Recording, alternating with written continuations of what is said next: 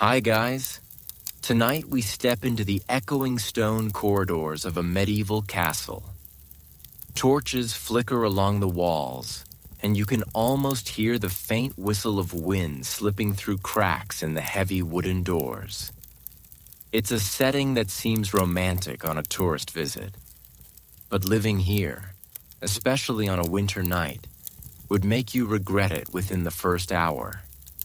The simple truth is that castles were freezing.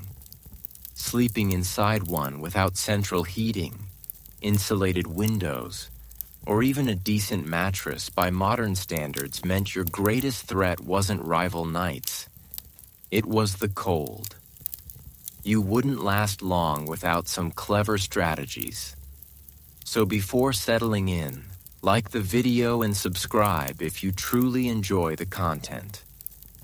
And if you're listening now, drop your location and local time in the comments. I love seeing where everyone tunes in from. Dim the lights, slow your breathing, and picture yourself getting ready for bed in a medieval fortress. You cross the flagstone floor of a grand chamber, boots scraping over surfaces smoothed by centuries of footsteps. The cold bites your skin despite full clothing. Stone walls don't just resist heat, they devour it. Historians praise castles as defensive wonders, but seldom as comfortable homes. The harsh reality. Those massive walls that repelled battering rams also trapped cold air like a massive icebox. As soon as the sun set, indoor temperatures plunged nearly as fast as outside. Your breath forms visible clouds. The air feels thick, damp, and hostile. Castles kept enemies out, not the chill. Architects planned for moats, drawbridges, and arrow slits insulation never made the blueprints. Notably, many northern European castles sat on windswept hills for strategic reasons. You could spot invaders from afar, and the slopes offered defense. But for sleep, it was a nightmare. Wind lashed every surface, pushing icy drafts through shutter gaps and under doors. It was the worst possible sleeping setup. Fireplaces might seem like saviors, but even a roaring one in the Great Hall only warmed the immediate area. Step away from the flames, and the cold intensified. By the time you reached your bedchamber, it felt more like a cellar than living quarters. A fascinating detail from late medieval records. Travelers described frost forming inside castle bedrooms. Picture waking to icicles on bed curtains or a frozen solid wash basin. Chroniclers saw this as routine, barely worth noting. If your chamber avoided a January rime layer on the walls, you were lucky. Still, people survived. They developed ways to avoid turning into icicles. Survival often followed rituals. As darkness fell, households shrank their nighttime space to trap heat. Fires were banked, beds curtained, clothes layered until movement was secondary, and everyone prayed drafts stayed mild. Imagine entering a medieval bedchamber. The bed, raised high on carved legs, wasn't for show. It escaped the sinking cold air layer, yet stone still radiated chill upward, hitting you the instant you slipped under covers. Debates persist on whether castles grew cozier over centuries, or if cozy noble myths were later inventions. Tapestries and draperies likely helped somewhat, but cold usually prevailed despite fabric walls. Truth sits in the middle. Improvements occurred, but never true comfort. You recline in this envisioned bed, wooden frame creaking, straw-stuffed mattress rustling. Wind moans against battlements outside. A bedside oil lamp gutters, struggling to stay lit. Your toes ache sharply from cold despite daytime attire. Night sounds filter in.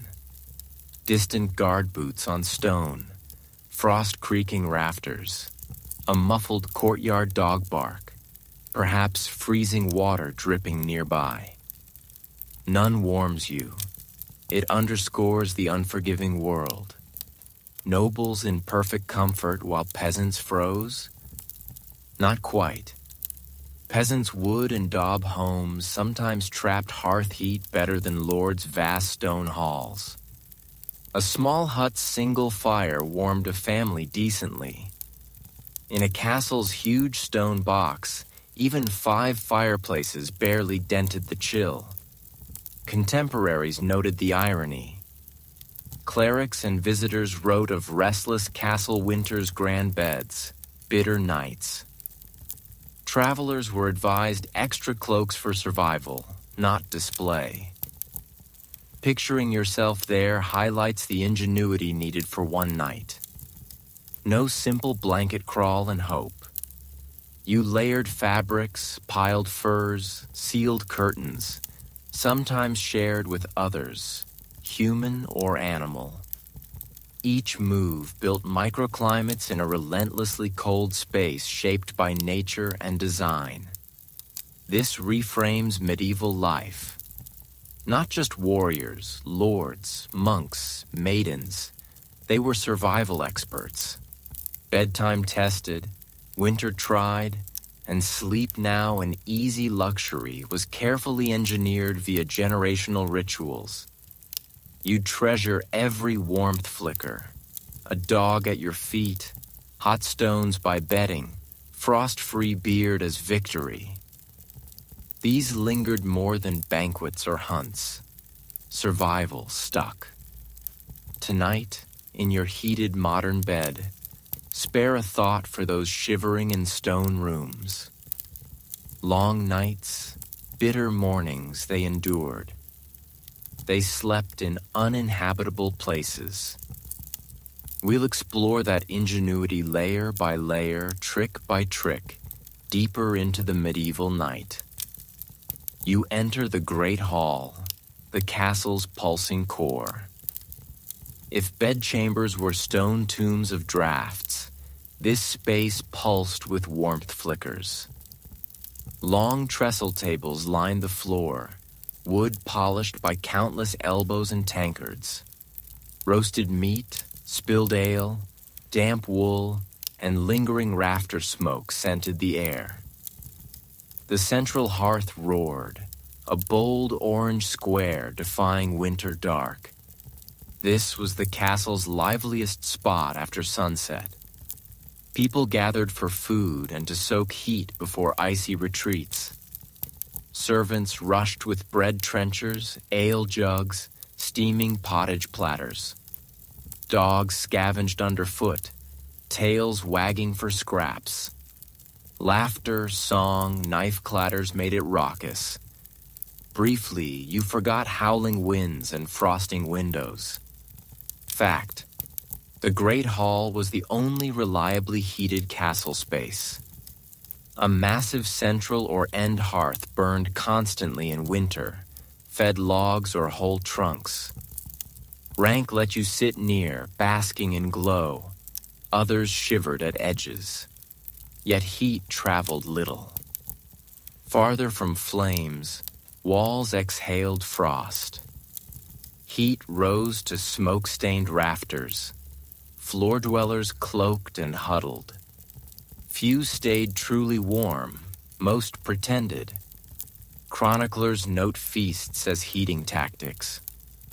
Nobles timed big gatherings for bitter months. Hundreds body heat plus fire made it almost cozy. Servants sometimes stood closer for extra warmth. Feasting aided survival as much as merriment. But hall glow faded.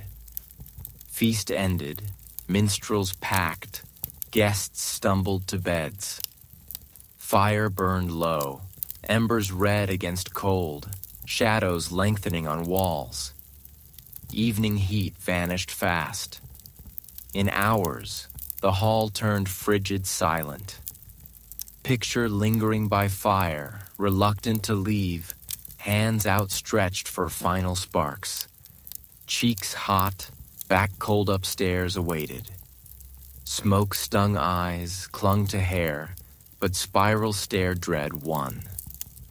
Debates on advanced hall heating. Some claim later vents, flues circulated warmth. Others call it wishful tech ignored comfort. Consensus. Hall warmed only near fire. Acoustics reinforced cavernous power, not coziness. Laughs echoed, footsteps boomed, soundscape vast and cold. Empty, silence oppressed like a sleeping giant's belly. Key image. Hall to bed transition. Leave golden firelight for torch-lit narrow passage. Draft knives instantly through slits and doors. Breath fogs. Bone warmth drains. Castle feeds on it. Temporary comfort to endless chill defined nights. Nobles delayed so long they slept there high-backed bench by hearth as bed. Servants, guards collapsed near embers over chambers. Fire risked sparks, ash smoke, noise, but beat upper ice. Travelers complained more of hall-to-quarters walk than sleep. Brief warmth to cold, shocked bodies. Shivers lasted nights. Castle punished comfort thoughts. Hall glow was psychological. You knew leaving meant merciless night, not just room ritual warmth gathering before cold surrender. Torch out, cup drained step to shivering bed. Candle flickers showed temporary ease. Roaring fire whispered. Sparks died. Servant poked half-heartedly, quit. Embers faded. Laughter gone, castle groaned, settling. Reluctantly climb staircase, cloak tight, warmth memory fading per step. Hall glow dreamlike in mind. Toes numb, fingers sting night a heat fight. Fleeting glow sanity kept. Gathering, feasting, firelight ritual before cold reclaim. Without hall, unbearable. With it, warmth memory for hours. Climb keep higher. Hall glow fades, air shifts instantly. Fire warmth gone, damp bone cling cold replaces. Walls thick 12 feet stone sometimes from world. Sounds protective. Irony. Arrow siege-stopping walls trapped interior chill. Winter basement fieldstone holds cold memory. Radiates despite brief outer warm. Builders knew strength, permanence, not comfort. Walls paradoxical, men fortresses, weather vulnerable. Agreed. Castles warmed narrow hearth radius. Blaze, smoke up, 10 feet away, icebox. 13th to 14th century accounts. Nobles flame front, cloaks hooded, servants foot-stamped circulation. Fire tolerable bubble. Stone unyielding. Travelers' journals, walls sweated, condensation streaked, chambers damp, unpleasant. Bedside drips all night, no lullaby. Seasons brought interior moss castle as cave. Scholars wrestle tapestries, hangings difference. Grand woven walls pictured but insulated or decorated. Some drafts cut, drapery warmth pockets.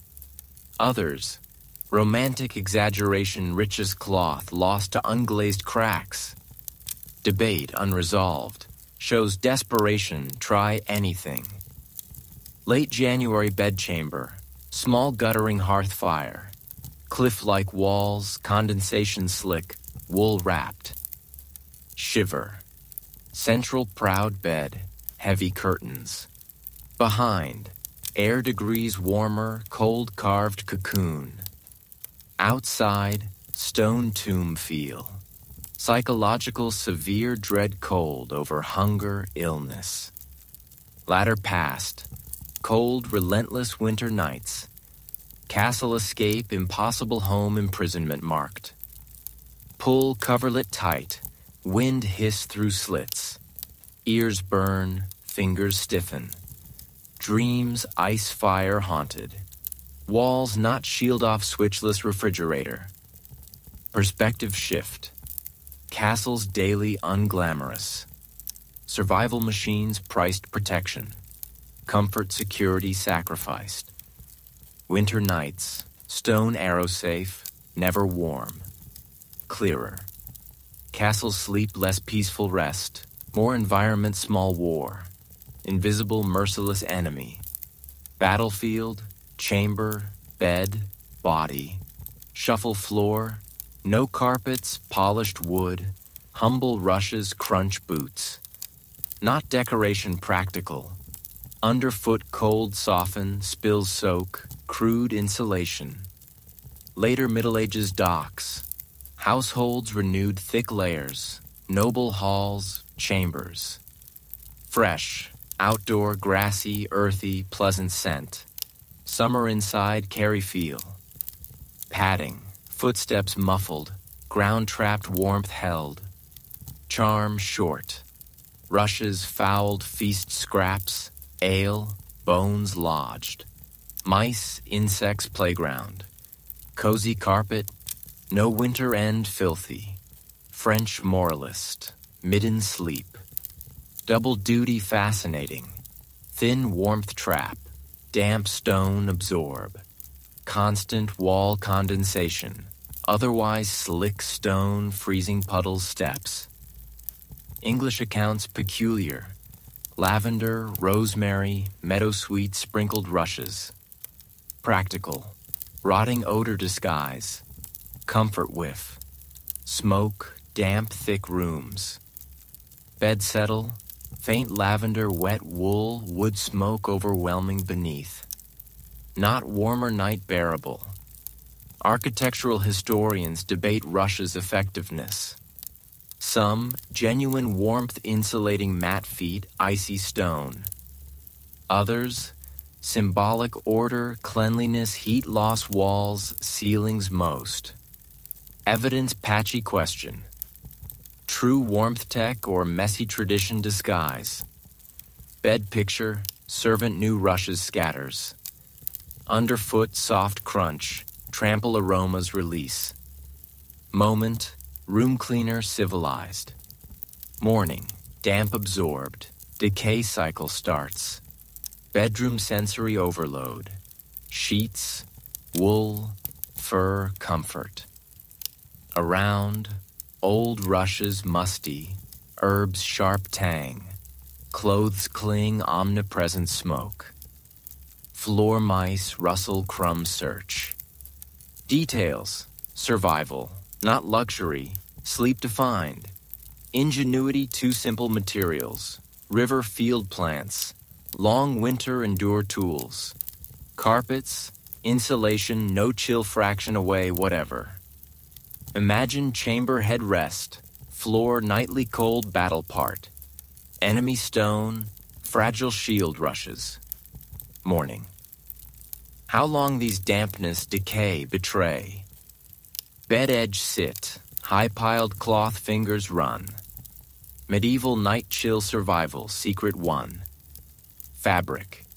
Wool, linen, fur, choice weapons, cocoon-like layered sleeper resemble. Household inventories. Textiles, medieval life central. Linen sheets, baseline skin, smooth, cool, less insulating top. Thick woolen blankets. Heavy hound weight compared. Wealth, fur coverlets. Fox, cha, sable, bear. Nobles' fortunes invested, not show. Winter nights lethal without.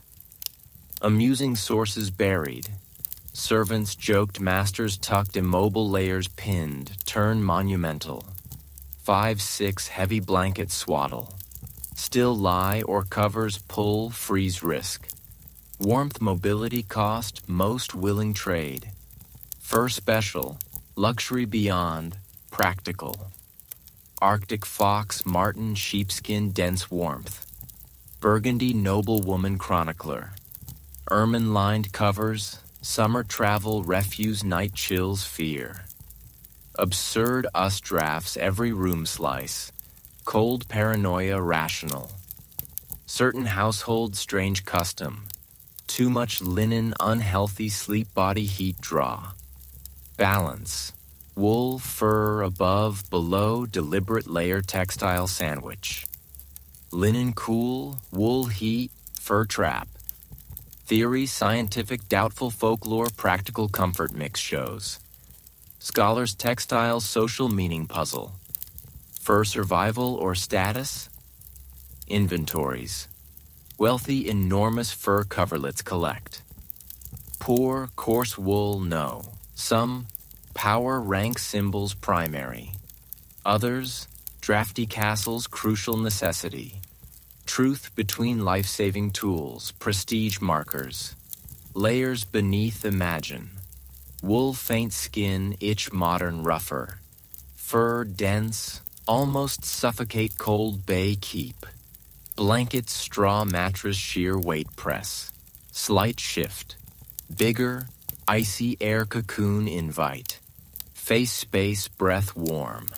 Rest, cloth barrier rely. Room silent sensations amplify linen rustle. Wool coarse scratch, animal pelts faint musky odor. Intimate primal, natural world skins, fibers wrapped. Thread hair reminder, environment armor turn, survival depend.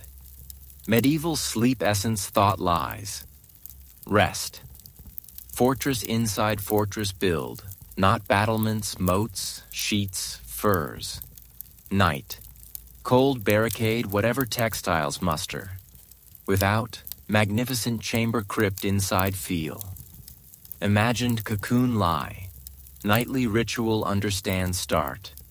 Layers gather, self weigh, morning hold hope. Cold shutters rattle, stones creep, bed swirl, fabric fortress inside. Fighting chance stand. Bed furniture more. Hostel room, small livable climate create machine. Medieval four-poster heavy curtains draw back, not private space peak. Survival micro-world step. Noble households detailed inventories. Great beds, important show. Peasants simple pallets, unlike ground rose-tall person, oak walnut carved frames.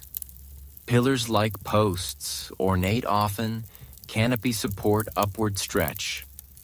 Canopy decorative only not practical.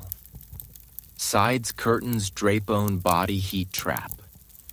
Icy chamber faint warmth resemble turn. Bedroom inside medieval tent think. Curtains closed. Difference dramatic. Breath body thick bedding heat drafty room just freezing hover temperature collect. Extra degrees. Miserable night, tolerable mean difference. French Duchess oft-cited record. Bed dismantled carts, packed travel. Trouble why? Furniture just not life support. Unfamiliar castle, abbey-owned canopy, curtains without, all-night shiver risk. English sources curious detail. Curtains waxed, oiled cloth. Lined drafts block effective. Heavy curtains pull imagined fabric heavy, beeswax, resin faint smell. Cold block just not. Darkness create, sound light muffle. Rarely private rooms, privacy illusion give. Modern scholars beds effective discuss. Sleepers genuine warm or later romantic usefulness exaggerate. Archaeological. Curtains thick layered worked believe reason. Some, warmth, psychological, Physical as much enclosed, sheltered, cavernous, cold away, hidden feel. Debate continues. Importance believed strongly. Portable beds, noble necessity. One slide picture. Bed weight under creak. Straw mattress rustle. Curtain closed, pull reach. Instantly air, different cold still. Arrow slits drafts assaulted no longer. Breath less quick fog. Body layered covers relax, actually sleep might sense. Curtain walls water faint drip muffle. Hallway servant distant cough. Outside dog bark even. Inside, fabric fur smell. Faint musky, comforting. Blankets shift, rustle only here. Beyond chamber, vast, inhospitable bed here. Elements against life pocket carved. Foolproof not. Night's curtains condensation collect stiff freeze. Night's hearth smoke inside drift, awake choke. Most nobles. 4-poster canopy bed nightly cold siege best defense. Medieval people ingenuity realize here, not grand inventions, small clever adaptations. Central heating, no? Private climate bubble build. Insulation, no? Thick curtains hang self-seal. Night cold negotiation canopy bed truce closest. There lie imagine. Eyelids heavy, curtain beyond world silence fade. Chamber cold still, castle drafty still survival possible space made.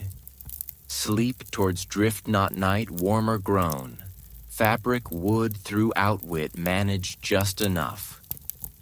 Blankets, curtains beneath all, night rest foundation mattress still.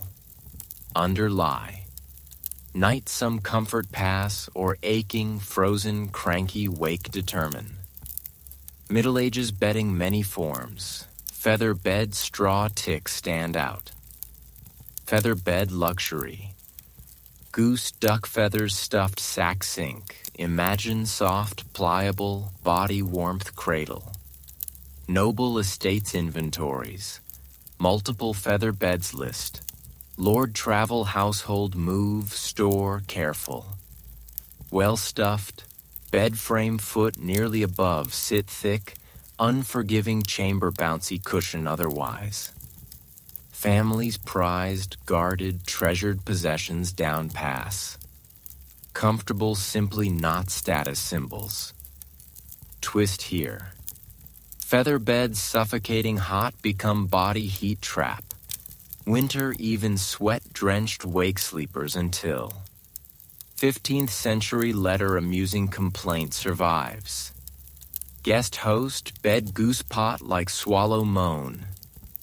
Too many feathers. Too deep sink. Gently cushion sleep instead. Night surface back crawl struggle spend. Most people reality. Straw tick large sack straw hay reeds filled. Crude mattress form until stuffed. Peasants, soldiers, castles, lesser chambers used. Cheap, refill easy, icy floor off moderately effective lift. Straw curses own came. Quick flatten, cloth through poke. Fleas often harbor. Households bed regular beat literally straw sack whack shake fluff vermin drive. Morning body straw scratches itch might night survived least. Contemporary sources strange detail note. Some straw herbs mix not smell sweeten only. Pests ward. Lavender, mint, pennyroyal, tossed in damp hay, sour odor mask faint fragrance leave.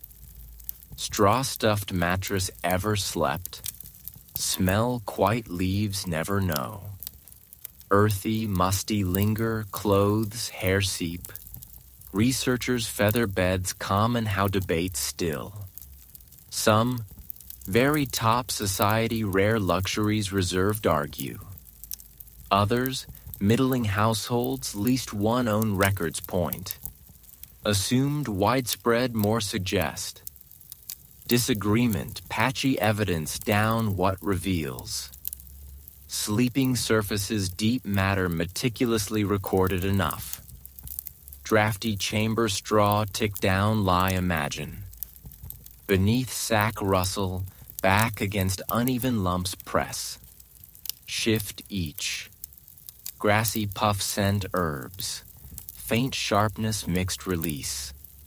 Floor rushes within mice. Tiny scurry here visit pay wonder. Above blankets heavy press straw, below age comfort guaranteed never remind. Noble room feather bed alternative picture. Down embraced body, softness deep sink. Heavenly feel, warmth stifling grow until. Feathers shift, little too tight, cradle you roll hollow into. Blankets push, fresh air search curtains, everything trap.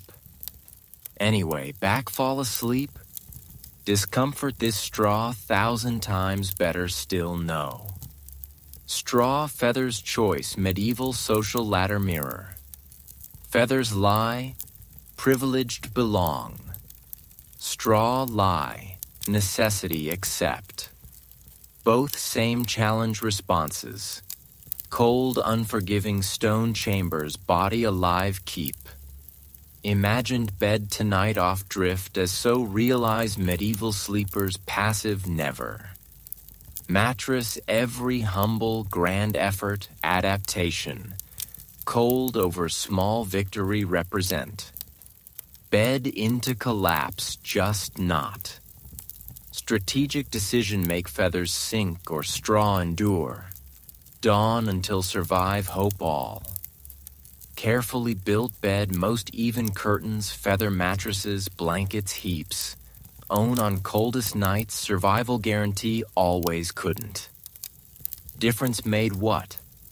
Furniture not. Company. Stone chamber alone sleep. Body heat walls into simply bleed. Beside others, sleep. Warmth multiplied. Dark pressed together radiators like act bodies. Noble families understood, openly admitted rarely though. Servants adjoining rooms sleep often, or master bed foot even pallets on. Arrangement service security only about, not. Practical also. Space in people more. Temperatures higher meant even precious few degrees only if. Warmth first at notice, not might. Midnight come, but shutters inside frost gather when extra body every counted. Medieval monasteries accounts, monks long rows sleep, cots, straw beds side by side, drafty dormitories in. Reasoning communal discipline solely not. Survival also. Crowded quarters those. Body heat insulation layer create thin, however. Barracks same principle. Soldiers rows huddled. Cloaks tight, pull together, chill, resist, better alone, trust. 14th century English manner, curious anecdote. Nobleman will one favorite squire lord chamber fire near night place. Grant specifically order. Scholars. Favor mark only not interpret but companionship warmth valuable as inheritance admission. Bed chamber share invite. Intimacy merely not.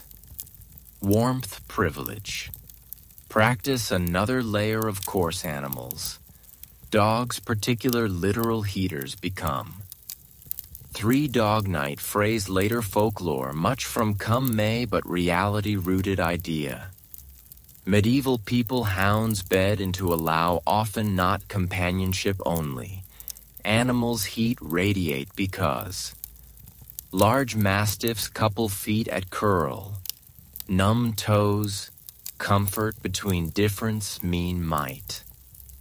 Travelers summons guests record even dogs, goats, even sheep beside together packed sleep.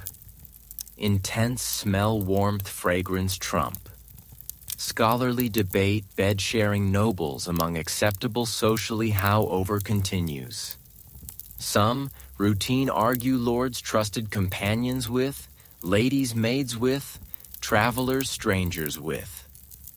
Others, elite among intimacy, such limited, carefully controlled insist servants bed itself inside rather pallets nearby relegate.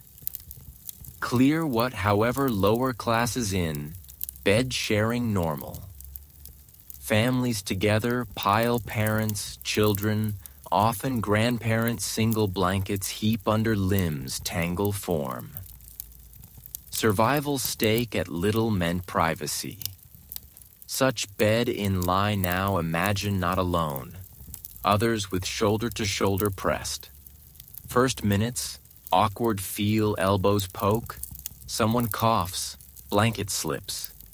Soon warmth builds, shared body heat cocoon. Feet against dog weight feel, companions soft breathing here, muscles slowly unclench.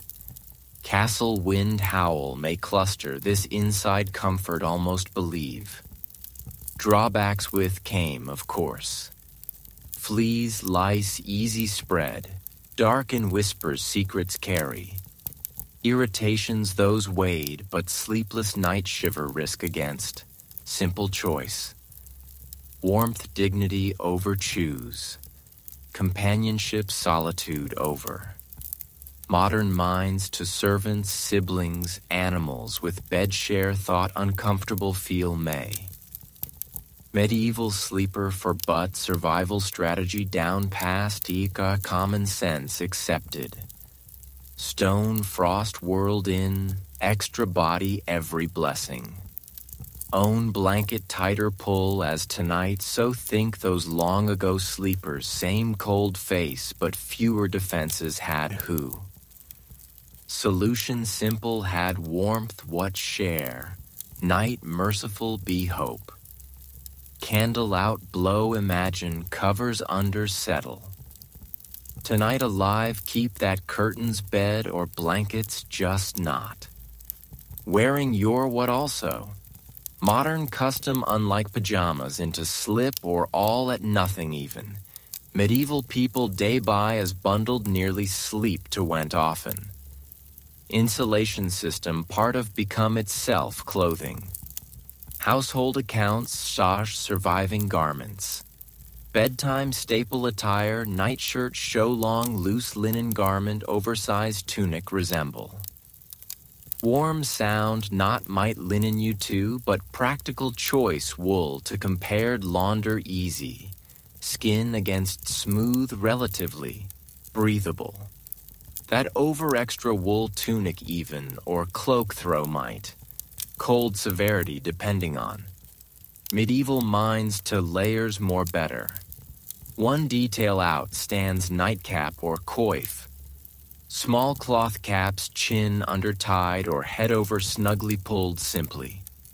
Skull covering on emphasis such why? Body heat most through head escape believed widely sensible quite because. Coif without sleeper medieval. Armor without night-like, exposed dangerously. Illuminated manuscripts. Bed into tucked figures show heads neatly wrapped dreams for then travel for ready more like look. Nightshirt length and vary could itself. Poor families had what wore, sleeping for repurposed under tunic often. Wealthier nobles, fine thread with embroidered nightwear commission or fur in edged. Ladies some, ribbons with trailed hoods, sleeping even reality and impractical those suspects one though. Style whatever principle clear. Could you everything cover? 15th century medical text curious note. Sleepers feet linen or wool in bind night air against recommends. fashion mere not this. Extremities first froze early recognition. Toes, ankles, even hands, cloth strips enwrap people bed before. Makeshift socks, mittens create. Almost feel can you hands swaddled, feet cocooned, skin inch every relentless cold from shielded. Debate about what but. Specialized sleep clothing widely how overdivided remain scholars. Daytime garments reusing simply opposed as existed clothing sleep specialized. Some. Peasants for things such know was nightwear argue day during war whatever in simply collapsed people. Others. Night linens specifically mention inventories and wills to point middle upper classes. For least normal was attire sleep distinct suggesting. Truth hold both rank, region depending. Night add up covering all agree but negotiable none. Weigh this in bed for preparing yourself picture now. Heavier outer layers off strip, long linen shirt into slip, ears over cap snug tug, neck at nips air blankets up pull until. Fabric fiber every defense layer tiny adds together cocoon form. Drafty bee might bed, freezing room, but cloth of fortress become has body you're least at. Vivid details sensory are the linen first at scratchy faintly and cool. Skin your heats as warming. Sheep and lanolin of faintly smells wool earthy reassuring but. Head around gently presses cap sound muting enclosed feel making you. Parcel like swaddled position into wriggle. Come sleep for weight. Night clothes for reason another was. Warmth beyond modesty. Bed sharing common where whirled in, naked or half-dressed unacceptable. Married couples even bed in shirts long and caps wearing manuscripts in depicted often. Night surviving about just not. Propriety about. Lord whether so and, lady, servant, soldier or nightshirt and coif. Practical as much as function social served. Night such of rhythm thee, of think down dressing not up dressing ritual. Cloth more layering, knots tying, light extinguishing before wrinkles smoothing, and sense modern hour in, relaxation with associated nightwear. Elements the against armor was, sleeper medieval 4. Blanket own your tug as so tonight dark the against tightly wrapped heads. Wool and linen in bundled dreamers, then travelers like more bed into climbed, who figures ago long those of think. Effortless not was sleep there. Stone cold siege endless the against layer by layer, stitch by stitch engineered. Covers under slip you before moment.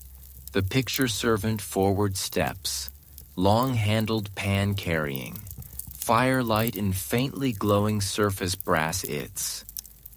Inside, coals hot hiss and crackle, metal heated and ash of smell the with chamber the filling. Ingenious as simple as tool A, pan warming medieval, the object curious this ice of blocks like felt that sheets into crawl wanted who because. This like went ritual, the bedclothes between forth and back pan the slid servant. Perforations tiny through heat radiating inside coals the. Smoke with puffed above sheets the. Wood burning of tang faint the with filled air the. Minutes few A4, inviting almost something into slab frozen A from transformed bed the. Step this without own your before hour and for shivering lie might chill the softened finally heat body.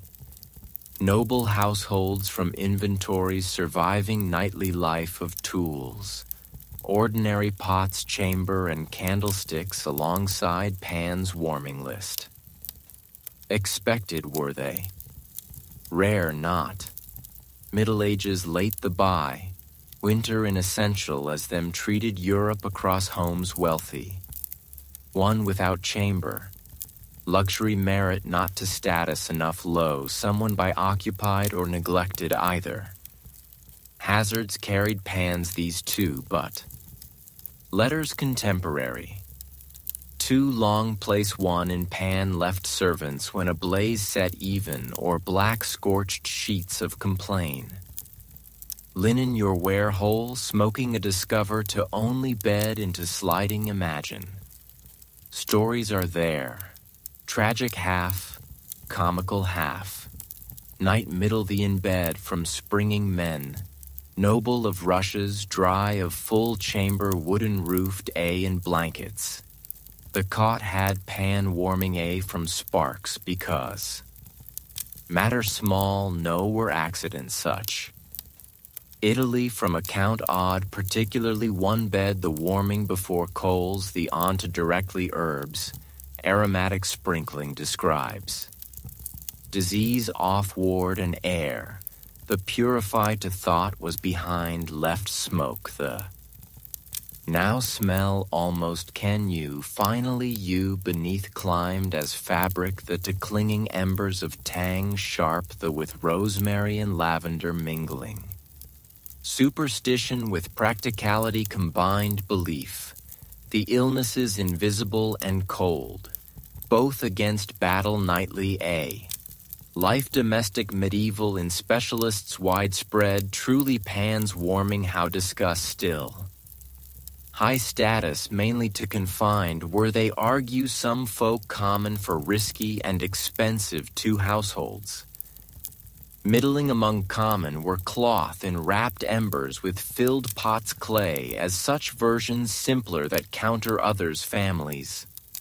Survived rarely items humble, such because elusive is truth the society across existed bed, the preheating of methods, some that however clear, what's varied form, the if even.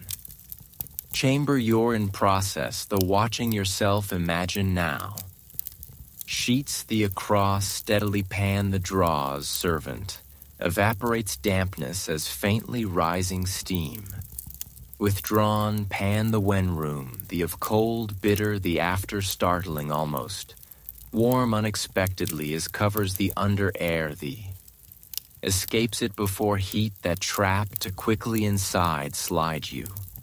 Winter of heart, the in summer of pocket.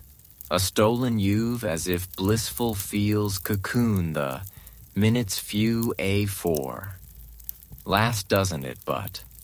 Walls castle the chill, relentless the more once replaced. Rapidly fades warmth, the night all comfortable keeping about never was trick the bearable sleep of moments first the making about was it. Shivering the overcame exhaustion once, relaxed body your once. Rest the dew heat own your let, and slumber into drift, to likely more were you. Start a by to enough, but entirely cold. The solve to enough never compromise of symbol A, was Pan warming the way A in rest the isle endure, and comfort of minutes few, a me give night the with bargain a striking like was it. Sheets your to clinging embers of scent, faint the with off drifting there lying yourself. Imagine as you really sleep medieval ritualized how just realize you. Gestures and garments, tools of choreography, a involved evening every. Show for luxury, not was Pan warming thee. Kit survival the of part was it? Rest than rather misery in begun, have wood nights many it without. And Closer blankets heavy the tugging bed. Imagined you're in stir you legs, you're against press weight. A suddenly when. Knees you're of crook, the into curls shape solid warm. Ah, night the four down settles and contentedly sighs. Person another not its. Lucky were you if three even maybe, or two perhaps. Or dog A.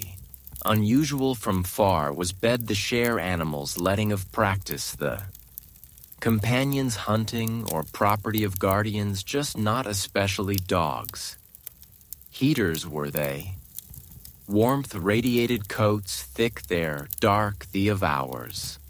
Long the through masters their near stay would loyalty there and feet your at up snuggled hounds, few a with bearable more significantly become could cave ice and like felt that chamber castle a. Women noble to gifted dogs lap small mentioned occasionally ages middle later the from records household and wills bed in warmth for but companionship for only not. Now them call might we as dogs comfort these perfumed and brushed creatures pampered were. Nights winter of chill the away chase to roll important most their butt. Bed thee of bottom, the across logs furry like outstretched meanwhile breeds larger. Frostbite from toes protecting. Scandinavia from reference curious even A is their room's guest unheeded the inn, than rather animals with stalls and sleep to requested often winter and travelers how describing. Bulkets of heat shear the by-warmed body your butt. Hay of smell the with heavy air the ewe beside cow a of breathing steady the two off drifting imagine. Effective but glamorous not.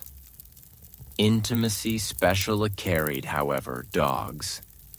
Heart masters his from frost the away keeps dog faithful acclaims French in proverb medieval a. Poetic and literal both its body, the sustained warmth animals, the castle's draughty lonely, in spirit the soothed presence its while. Practice this universal how on divided remain scholars. Formal in upon frowned was beds noble in animals, allowing that maintain some custom open, than rather indulgence private to relegated households. Widespread was it suggests evidence the argue others. Etiquette than more mattered survival, where castles frontier or rural in especially. Truth practical or exaggeration romantic is dog lap a with sleeping lady of image, the weather around circles debate the vividly seen the picture now. Blankets wool and nightshirt linen your enswaddled lie you tight drawn bed.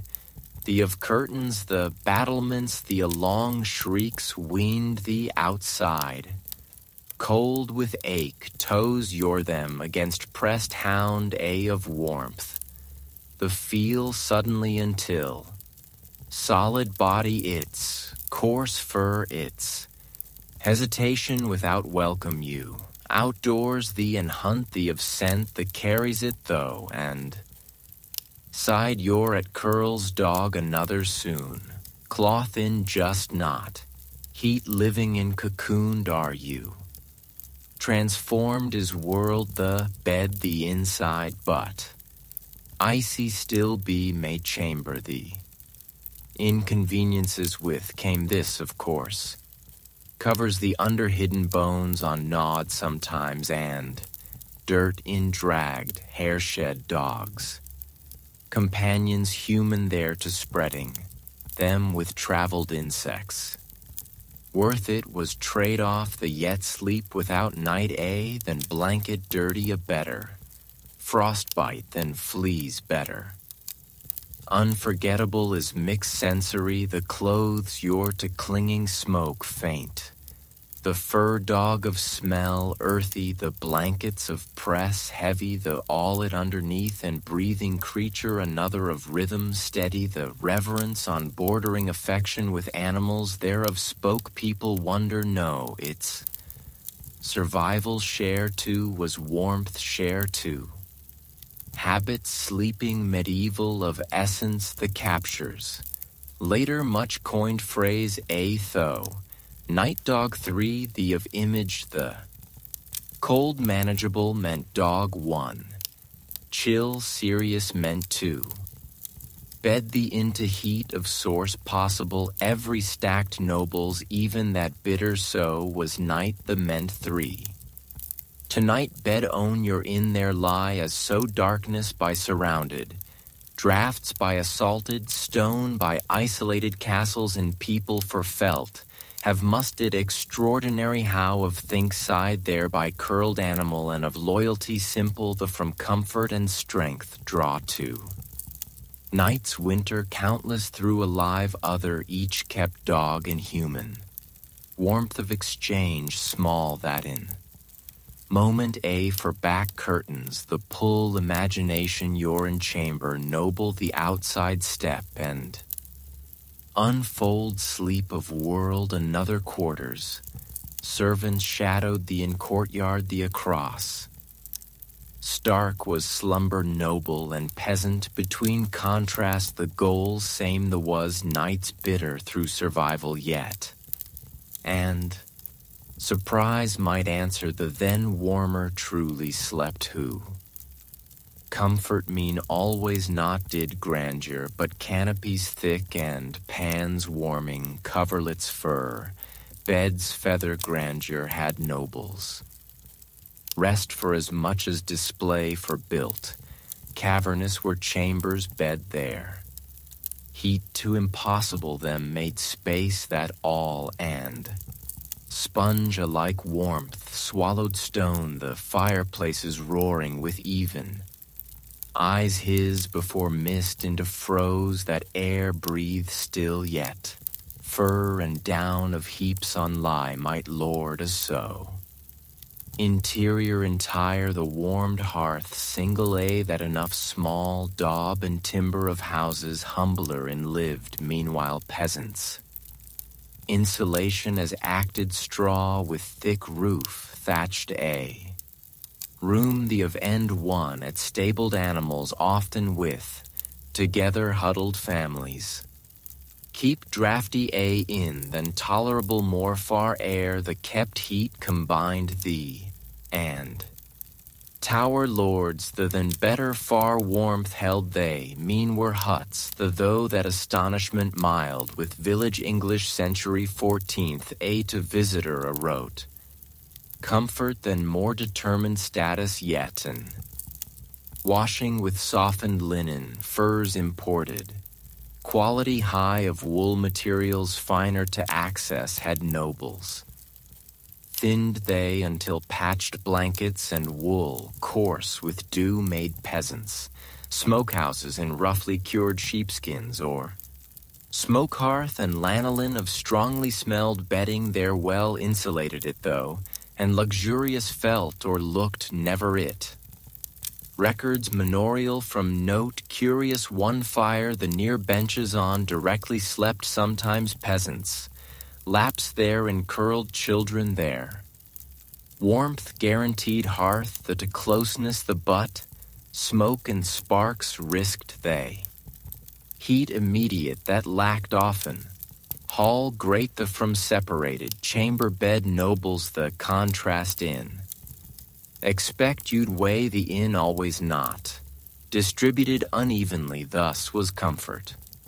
Warmth of hierarchy real the over puzzle still today researchers. Sleep better you buy automatically wealth did? Easily more nights winter the endure. Cottages snug but cramped therein peasants? Or weighs both points evidence. Superior them kept textiles of volume sheer nobles that argue scholars some. Match not could grandeur aristocracies that warmth practical offered classes lower thee of spaces communal, smaller the insist others. Division social mirrored itself sleep much. How highlighting unresolved remains discussion the side-by-side scenes to the now imagine. Castle the inlayers heavy beneath shifts nobleman A. Shutters the against wind of gust every with echoing room vast the white curling breath his. Hearth the before mattress straw A onto squeezes family peasant A. Village the inn down. Nearby stall the from drifting animals of smell the kittens like nestled children. Formal, stiffly, and ornate is bed one. Earthy and crowded other the warmer wakes body which but. Cases all fit answer one, no perhaps, and lingers question the truth. One shared peasant and noble, both still adapted they. Possible rest until habits and homes reshaping. Hardship with live to learning about not was night medieval the in survival. Simplicity and closeness on relied have may peasants. Luxury flaunted have may nobles mourning toward way their dreaming and shivering. Stars winter same the underslept all but. Tonight bed warm on your and drift as you. Sleep medieval of quality the always not, but trappings the determined status irony the sense can you. Hall grandest thee than warmth, genuine more held hut, humblest the sometimes. Chamber noble A in established bed, a once that think might you. Posts carved with heavy objects massive were beds these all after. Moved never it. Practice in but. Season the two according shifted slept they were often families. Sanctuaries timeless fixed, not were bedrooms. Wind and fire, sunlight to relationship there for chosen spaces flexible were they. Summer in it fled, and winter in sun the chaste you words other in. Plainly habit this reveal estates noble from documents. Chambers summer and winter had castles some scenery of change, a wanted people because not. Demanded warmth of physics the because but.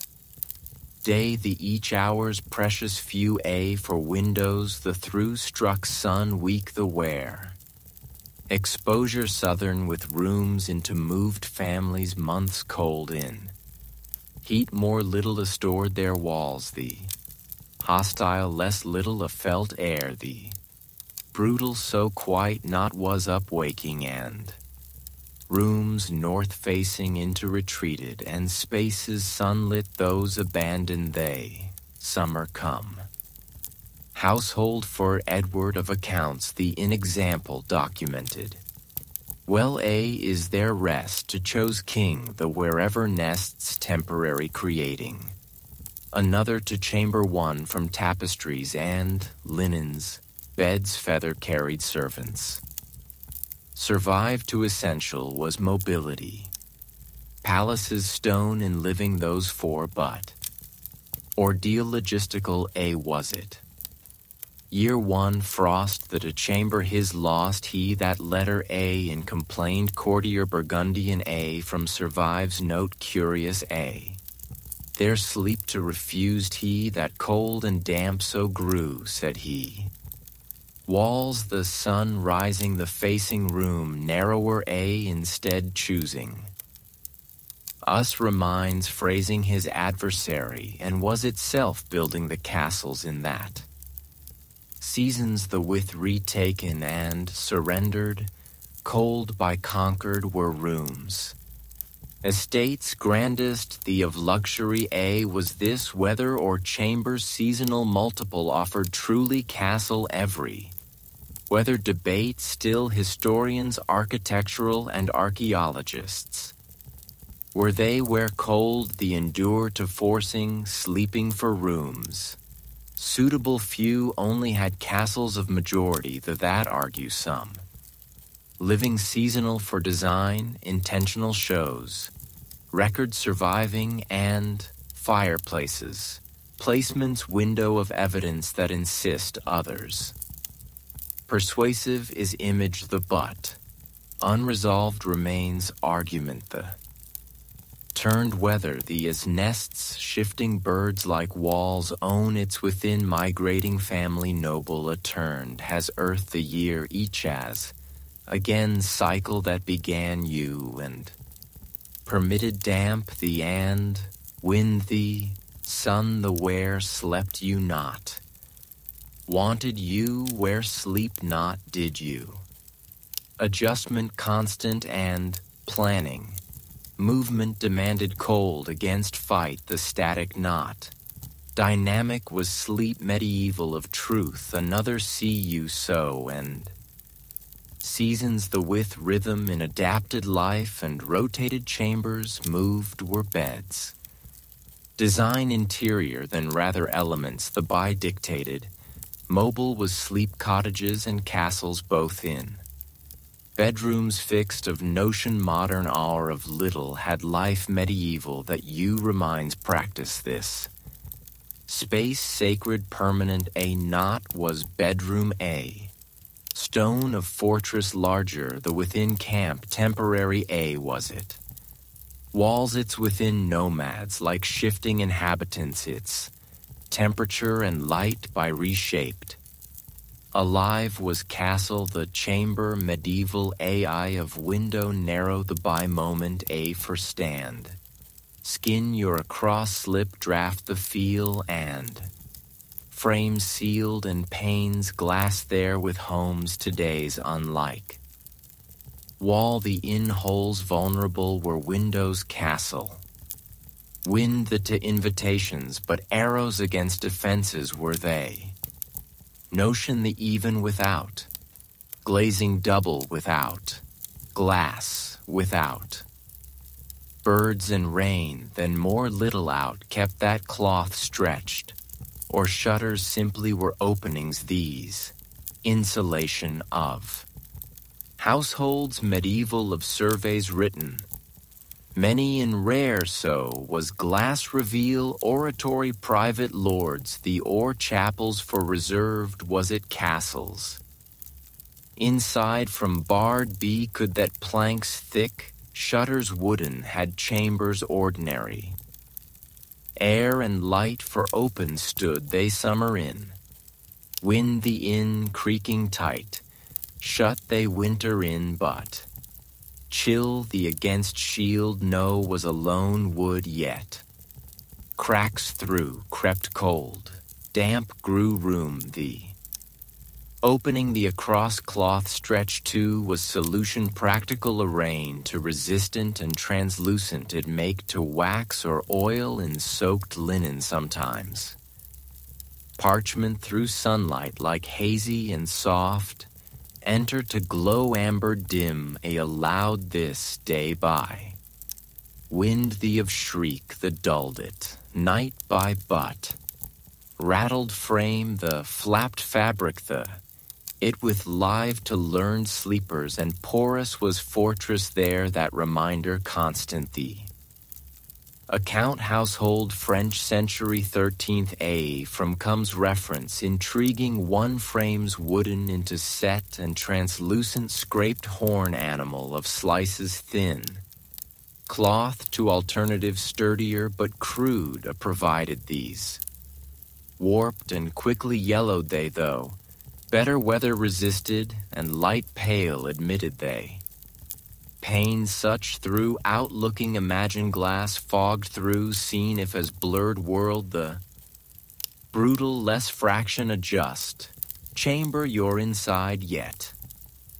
Were really windows cloth oiled or horn these common how debate historians, architectural and archaeologists. Shutters only relied households most, while castles wealthiest the of luxuries were they argue some. Europe northern and widespread surprisingly were ages middle later the by that suggest others. Us reminds debate of existence very. The but, fragmentary as evidence the cold, thee and themselves between barriers improvised to desperate were people how. Frame the across tacked cloth, the drawn is shutter the. Window such a at yourself picture now. Sill the along forms frost of line sharp as still and it near lean you as clouds breath your. Moon the reflects snow the outside. Gappa for searching wind of moan the and wood of rattle faint the hear you inside but. You to weigh its find will draft the know you curtains bed your hang carefully how matter know.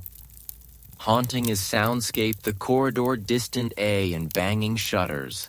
Sails like faintly snapping fabric. Cracks into rags stuff they as muttering servants.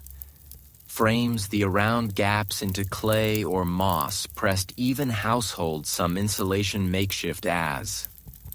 Temporary and unsightly, messy was it.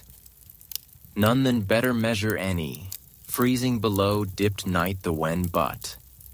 Battle same the faced cottages and peasants. Slits narrow off close to shutters just.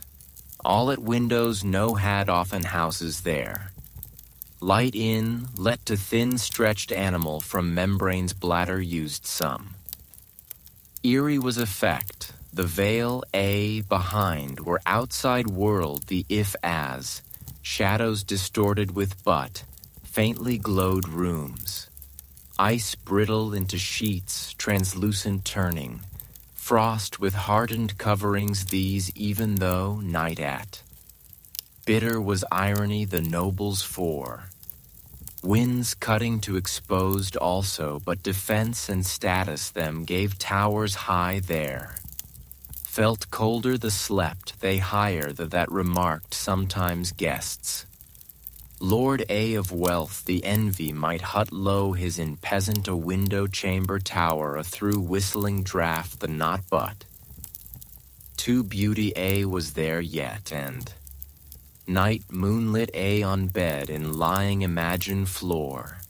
The across wash light silver let to enough just cracked shutters the.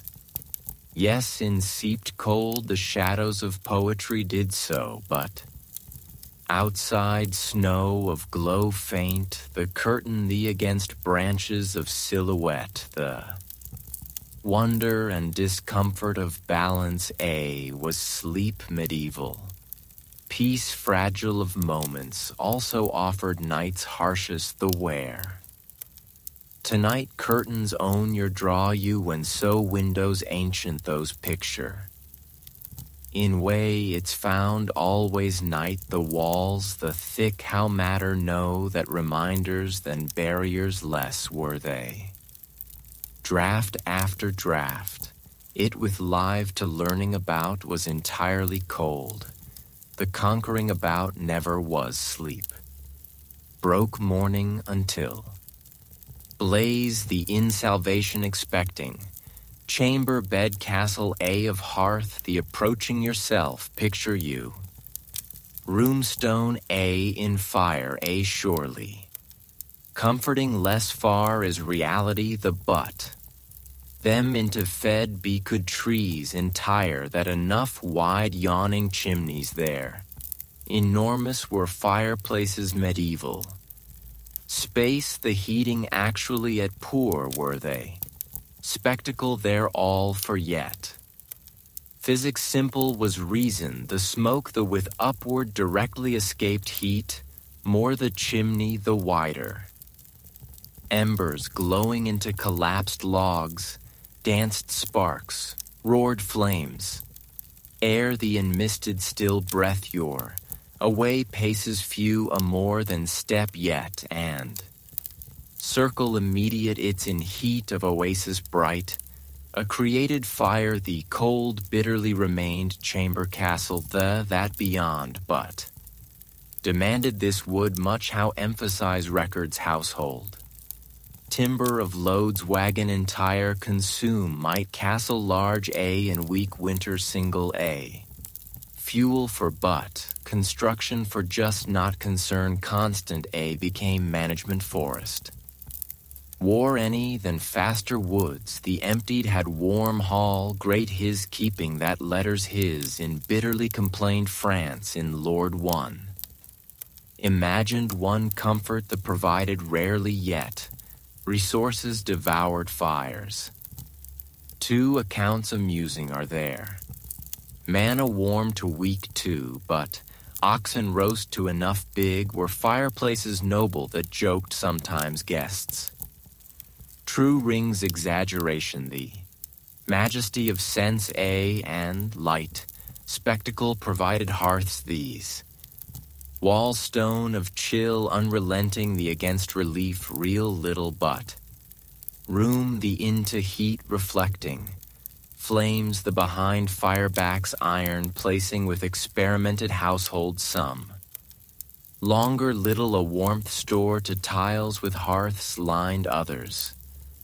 Fully conquer to large two problem A against tinkering solutions partial were measures these but. It in front right sat you if warm feet your keep might fire blazing A. Outdoors been have as well might room the across bed your and icy remained back your butt. Were truly fireplaces castle effective how dispute still scholars. Retention heat of system layered a creating, furniture heavy and hangings with combined when warmth meaningful provided they argue some. Comfort than ritual and status about more. Symbolic almost where they contend others. Chimney the up-vanished energy the of most since. Climate and design, resources on depending castle to castle from varied likely truth thee. Room such A in yourself imagine now. Hearthstones the onto sparks spitting loudly. Crackles fire thee. Air the in-tang faint a-leaving, upward curls smoke. Warmth with prickling flushed feels face your. Cold remain shoulders your butt. Sleeves your singe nearly until hands out holding closer shuffle you. Step every with drops, temperature the find, to only chamber the across bed you're to retreat reluctantly then. Outside sitting bin have as well may you. Blankets the underslip you time the by. Hearths smaller there from more benefited often contrast by peasants. Was it those smoky, interior whole, the heated cottage modest A and fire central single A? Warmth tolerable, maintained together bodies and flames that meant space cramped the frozen half-left chambers, but resources through burned, contrast by fireplaces noble grand the comfort into translate to failed again once grandeur. Mattered fire thee of ritual the yet and heat about just not was it. Darkness the against back pushed something least at that reassurance the about, light about, gathering about. It beside chairs indosed, it by stories shared. Fire the by-prayed people. Room the across carry didn't warmth the when even. Cold cavernous the in-life of beacon a safety. Psychological offered glow thee, frost from you saving fireplace roaring A of think not. Night medieval A imagine you when so. Air icy of sea, A in heat, of island fragile A of instead think near, stayed you long as lasted that comfort in bed into climbed you moment that disappeared that comfort. Tool practical AI as much as performance AI was hearth thee. Give could it little what for grateful be to learned sleeper medieval the and. Safe feels it moment fleeting a for, fireplace glowing that to closer lean you. Itself asserts life medieval of reality another than but smoke. Machines efficient clean, not wear fireplaces. Surface every unsettled and eyes the stung that haze a with chambers filled and soot left, fumes belched they. Ash in coated lungs with wake and walls blackened except to nightly smoke breathed to was fire by warm stay too. It about bitterly complained time the of chroniclers. Prayed he, then more coughed he, that hearth the from soot with coated, so grew cell his that noted England northern in monk one. Immune not were nobles even. Exposure smoke constant by discolored linens and gowns, ruined lamenting women mention records court. Winter single a within gray turn might tapestry cleaned newly a. Worse matters made architecture the flues modern of control, draft the without shafts crude, wide were chimneys. Politely rise always not did smoke. Chamber thee to clung, and eddied drifted it. Room thee into back poured it. Direction wrong the blue wind the if. Throat your burn smoke while asleep fall to trying imagine. Notes travelers from observation curious a interiors brighten to only not. Clay or lime with walls there smeared deliberately people some that is. Restored be could cleanliness of illusion the least at but, left truly never residue black the little a for while. Permanent was, however, smell the bedding to clung that clothes and wool burned and stone damp, wood charred of mixture a. Were rooms smoky, these tolerable, how just overdivided remain scholars. It to hardened expectations and bodies there adapted simply people medieval that argue some. Toll health the recognized contemporaries even that insist others lungs blackened and air choked about treatises medical in complaints repeated to pointing. True are both, perhaps. Choice no had they because endured people.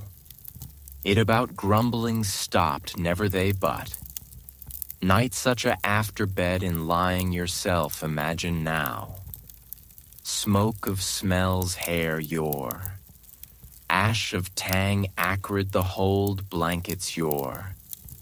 Tongue your on bitterness taste you, cough you when and. Inside it of some trap curtains bed the. Fire thee of ghost the carries cocoon tiny your even so. Before than warmer bin have may chamber your. Air fresh of cost the at came it but. Better no fared peasants. Altogether chimneys lack often cottages there. Thatch the through leaking slowly. Rafters the filled and rose simply hearth central the from smoke. Adulthood before blackened lungs there smoke with hazed perpetually houses in up grew children. Normal as it saw people yet. Away insects keeping, roof timber the preserve helped smoke the believed even some. Breath every in together blended superstition and survival. Overwhelming was experience sensory the particles soot from prickled skin your, constantly watered eyes your, dust black gathered floor the on rushes the and. Futile felt effort the though endlessly swept servants. Same the was winter every other the worsening without one win couldn't you that knowledge the and cold against battle a smoke against battle a. Discomfort the despite yet negotiable non was fire. It without winter castle a survive could one know. Peace there made people so. Proudly tapestries smoky hung they. Fits coughing endured they. Mourning each faces there from soot scrubbed they. Sacrifice demanded warmth. Air clean was sacrifice the and. Thought without comfortably breathing tonight, bed modern you're in lie you as so. Is luxury such extraordinary, how consider? Morning smoky, another meant night warm, every sleeper's medieval for. Wood burning of scent, the ensteeped were dreams there. Soot of shadow, the in-lived lives there. On stretched night, the endimmed fire the wen. Chamber medieval A in left glow, only the from came candle A often. Ambience of touch A, decoration as flame delicate this imagine might you. Warmth fragile of source A also was candle the sleeper's many for, but room whole a heat couldn't wick single a course of. Mattered contribution faintest even the counted flicker everywhere world A in, but forms many in came ages middle the in candles. Scent honeyed faint A with air, the filled and flame bright clean. A gave, beeswax burned households wealthy. Chambers noble or ceremonies, chapels for reserved, expensive were these. Grease of reeked and sputtered, smoked these fat animal rendered from made candles tallow, commonly more. Wool of musk thee and stone of damp, they with mingling. Air the thickened tallow burning of odor acrid the while sleep to off drifting imagine. Light only not were candles yet. By close heat of amount surprising a generated they. Touch the to slightly warming fabric the notice might you.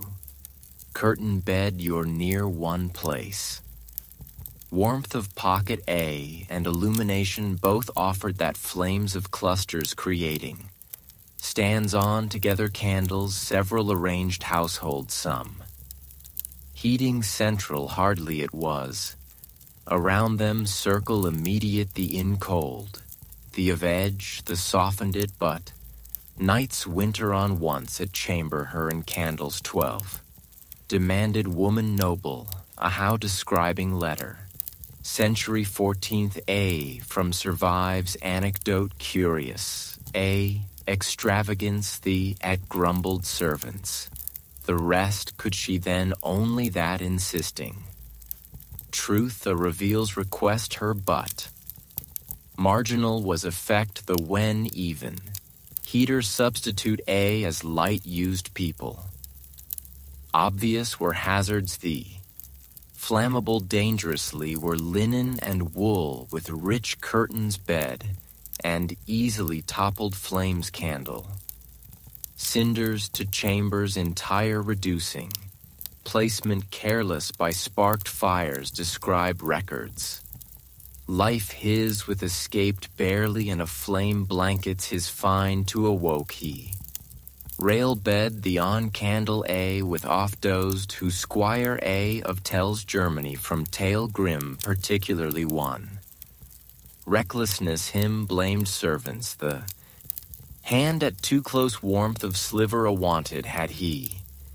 Necessity was culprit real the but.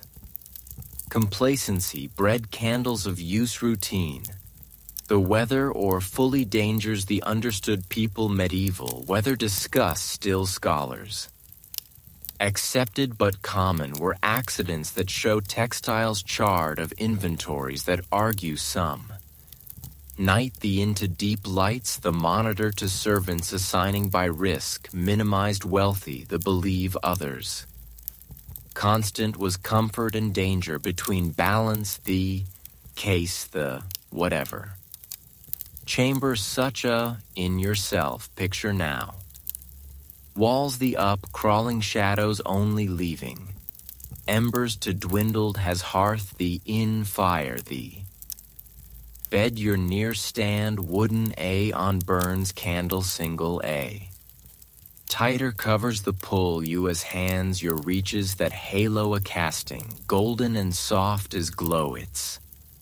Icy less feels face your that enough just radiates warmth faint thee. Side the down steadily drips wax, flickers flame thee. Air the in faintly hangs smoke of smell the and. Darkness into vanishes room. The of rest the curtain your outside. Sound subtle thee to listen you metal on landing wax of drip soft, the shutters thee against wind of sigh, the wick thee of pop quiet, the heat and light of circle small this to shrinks world your. Night thee of enormity, the against ally fragile, A. Companionship but illumination just not becomes candle, the scene this of versions simpler, inns and cottages in. Pallets straw there beside fat in dipped reeds, cheap lights rush-placed travelers. Spitting and hissing, unevenly and quickly burned, these reassurance provided glow faint their butt. Fear and cold both away chase to children near lamps small lit parents. Necessity and safety both sighting. Dormitories in burn to lamps allowed austerity prized who monks even.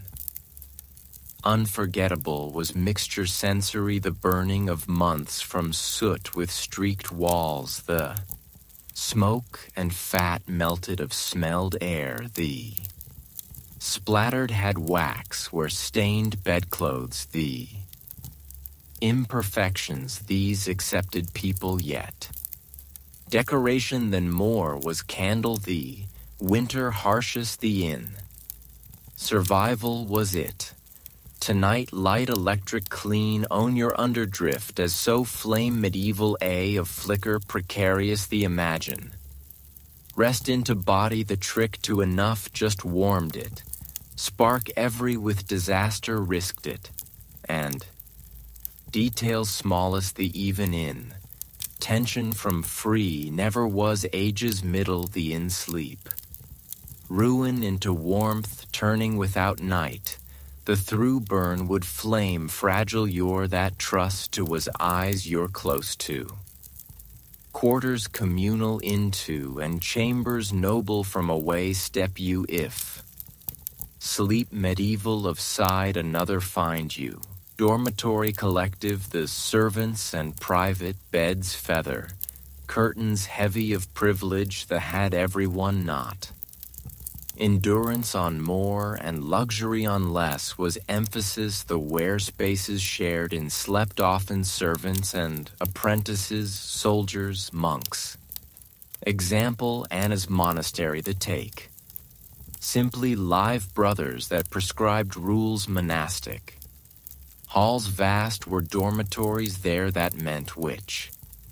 Above high windows narrow only by broken, endlessly stretched floor stone the pad thin, a with plank wooden A than more little sometimes. Mattress straw or cot small own his had monk each.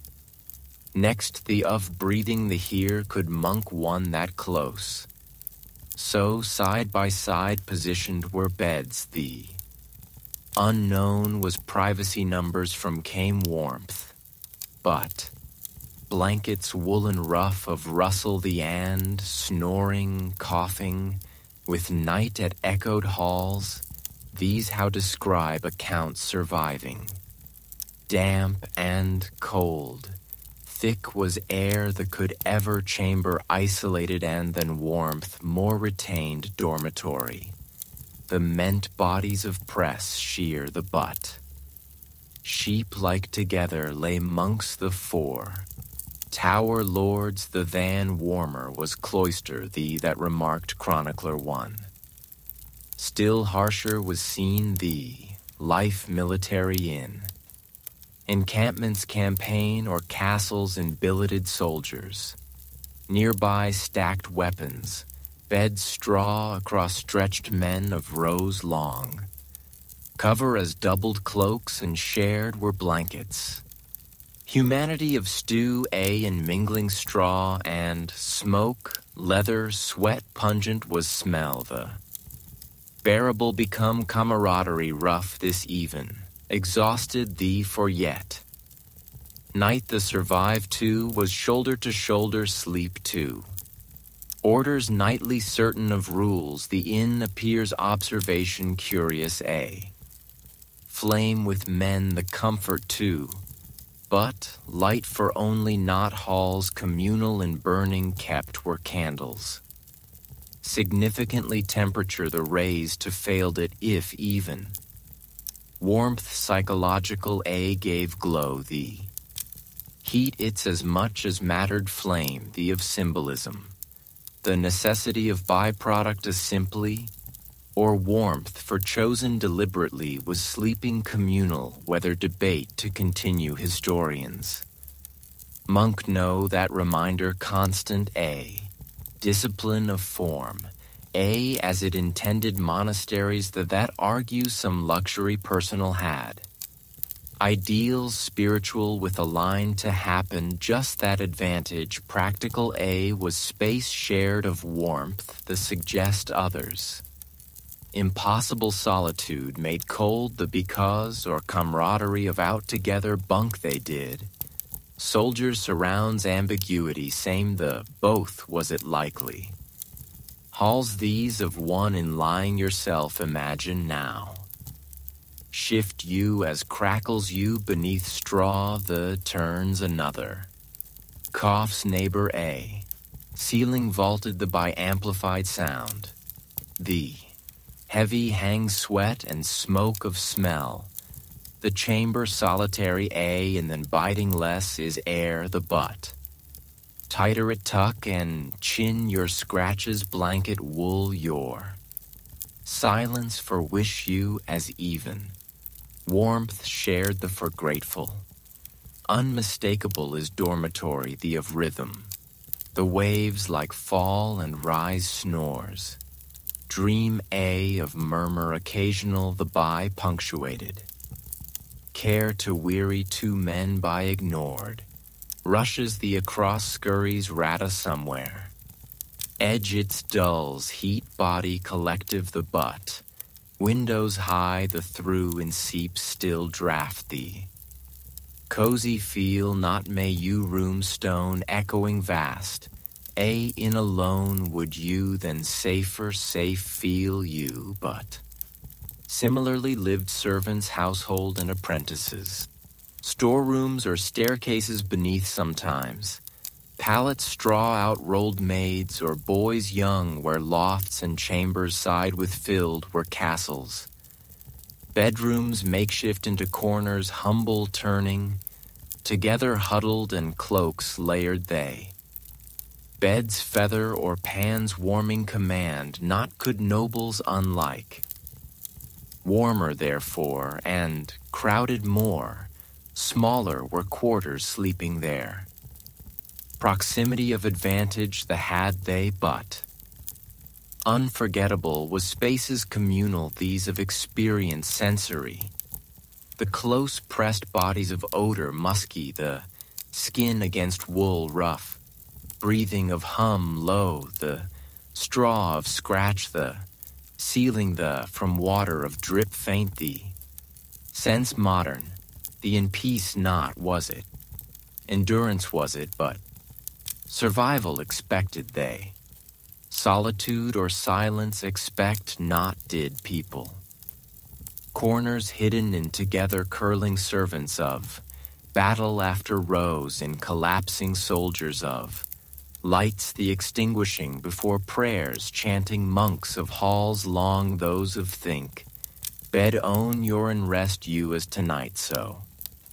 Each other from but fur or silk from naught came warmth there.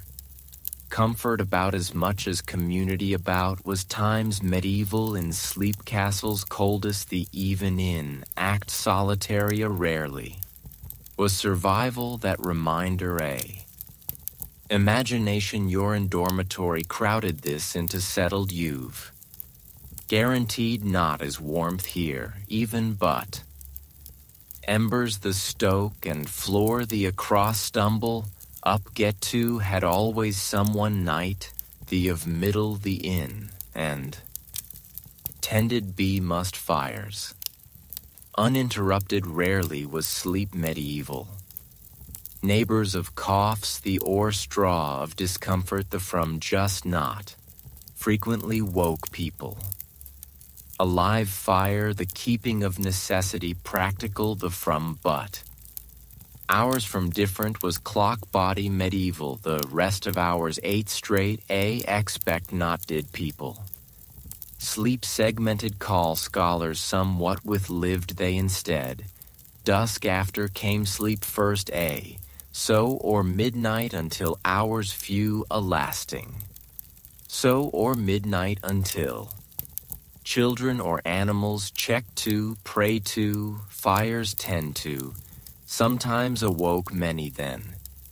Dawn until sleep second a to returned they, wakefulness quiet of 2 or hour and after. Maintenance fire around revolved often break this, months freezing the inn. Unbearable became chambers and died embers, it without. Sleep second and first between interval the using for physician century 15th a of writings the from comes record known. Well one intimacy even or conversation, reflection. Natural was period waking this, him to but.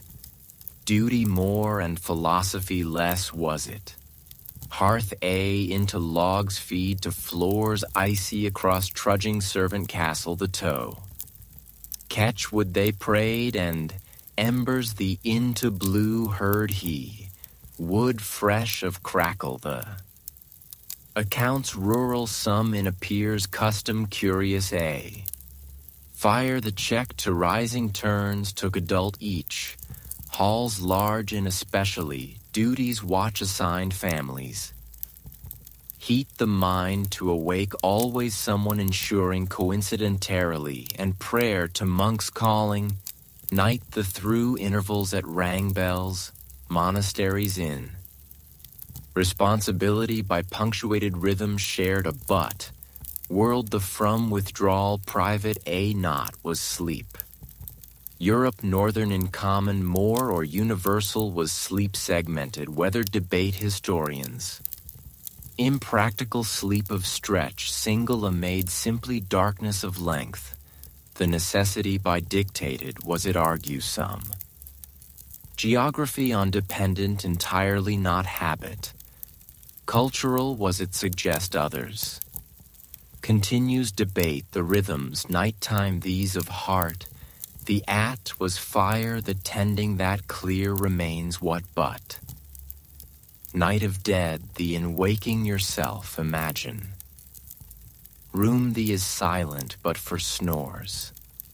You push back the blanket, feel the icy slap of air against your skin and fumble for a log. Your feet crunch on straw.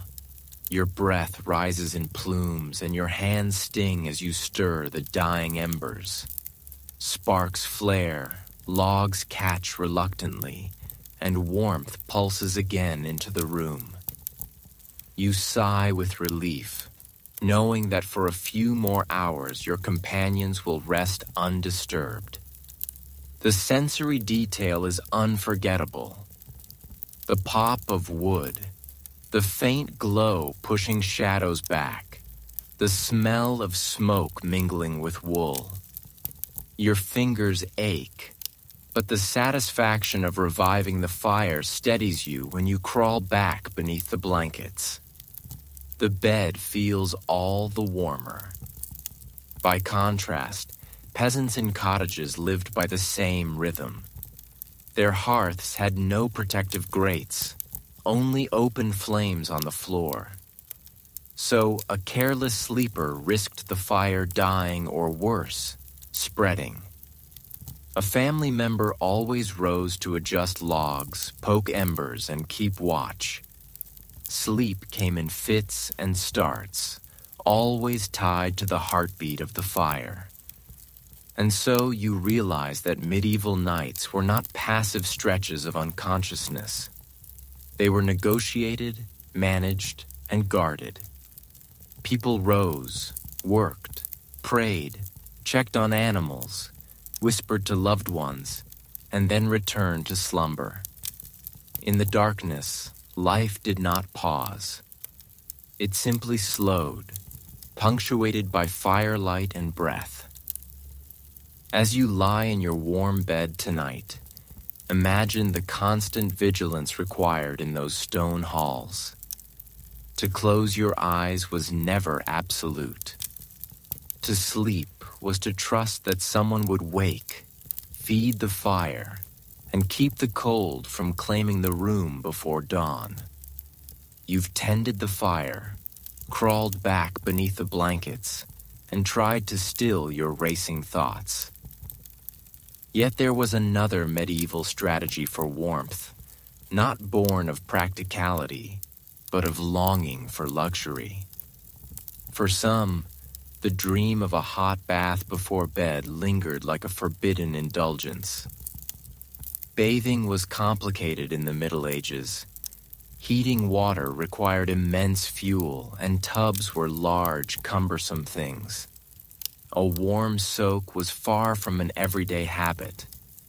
It was a special event, and often communal, but for those who could afford it, slipping into steaming water on a winter night was a kind of magic.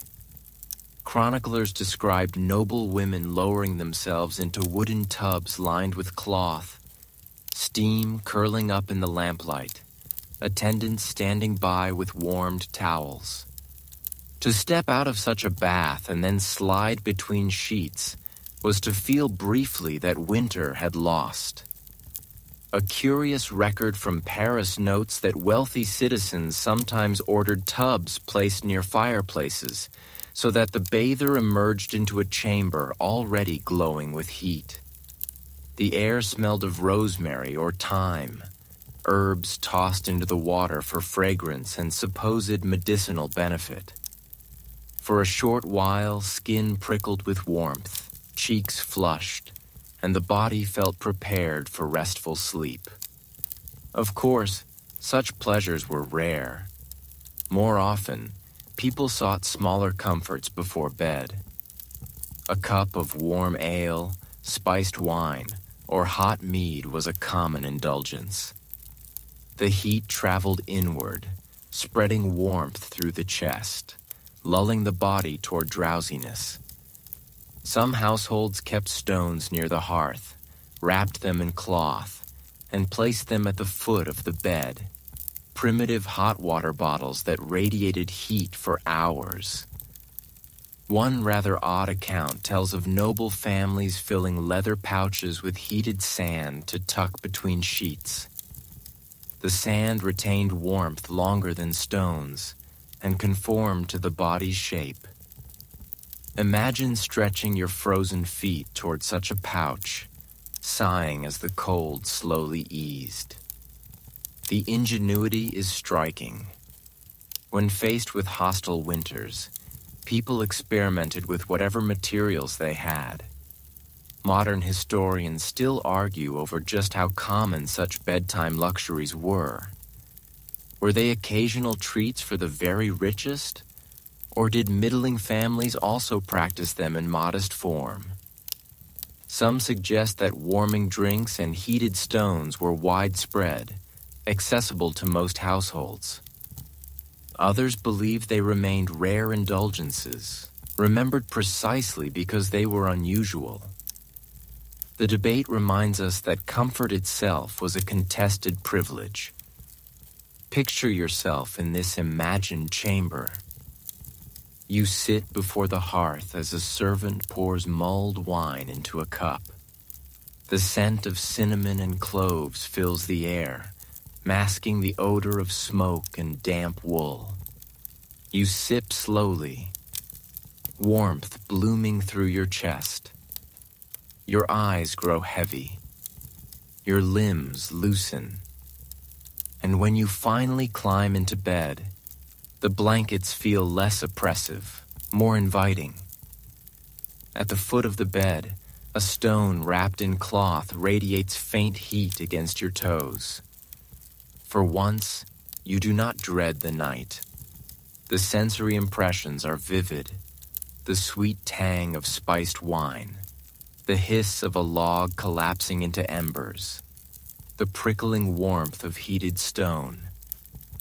You drift into slumber with your senses saturated, your body convinced, however briefly, that comfort is possible. But here's the truth.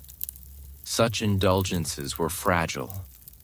Heat faded quickly, drinks cooled, and by midnight, the chamber was cold again. What these rituals offered was not permanent relief, but a kind of psychological grace moments of ease that made the endless chill tolerable. So, as you rest tonight, think of how deeply medieval people yearned for warmth. They engineered clever tools, sought fleeting indulgences, and transformed even a hot drink into a strategy for survival. Their nights were not effortless, but they were resourceful. And every bath, every stone, every sip of ale was a small rebellion against the cold. Even after baths, heated stones, or mulled drinks, medieval people never relied on practical measures alone. Cold was not just a physical enemy. It was a spiritual and supernatural one, too. Night was dangerous.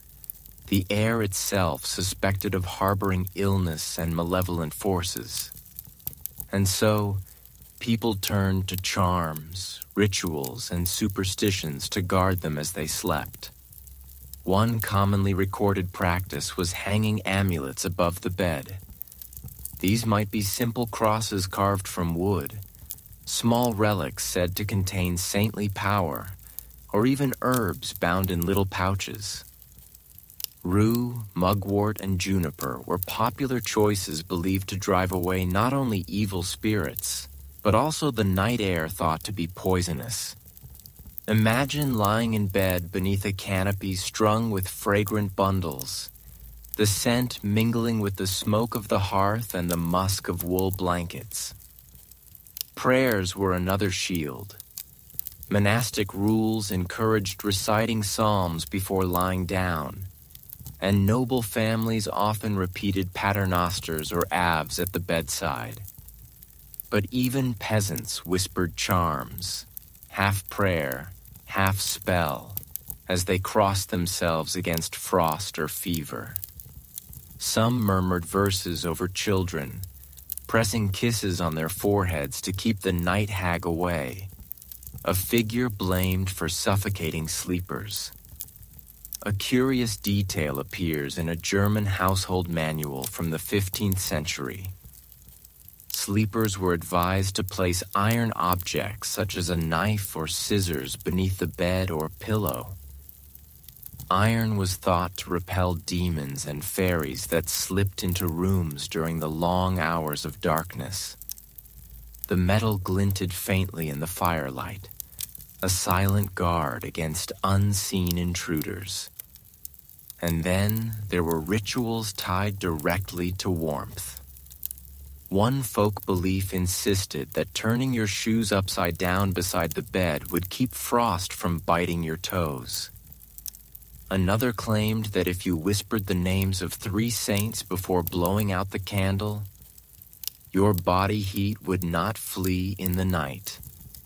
To us, these sound like quaint superstitions. To them, they were strategies as vital as an extra blanket.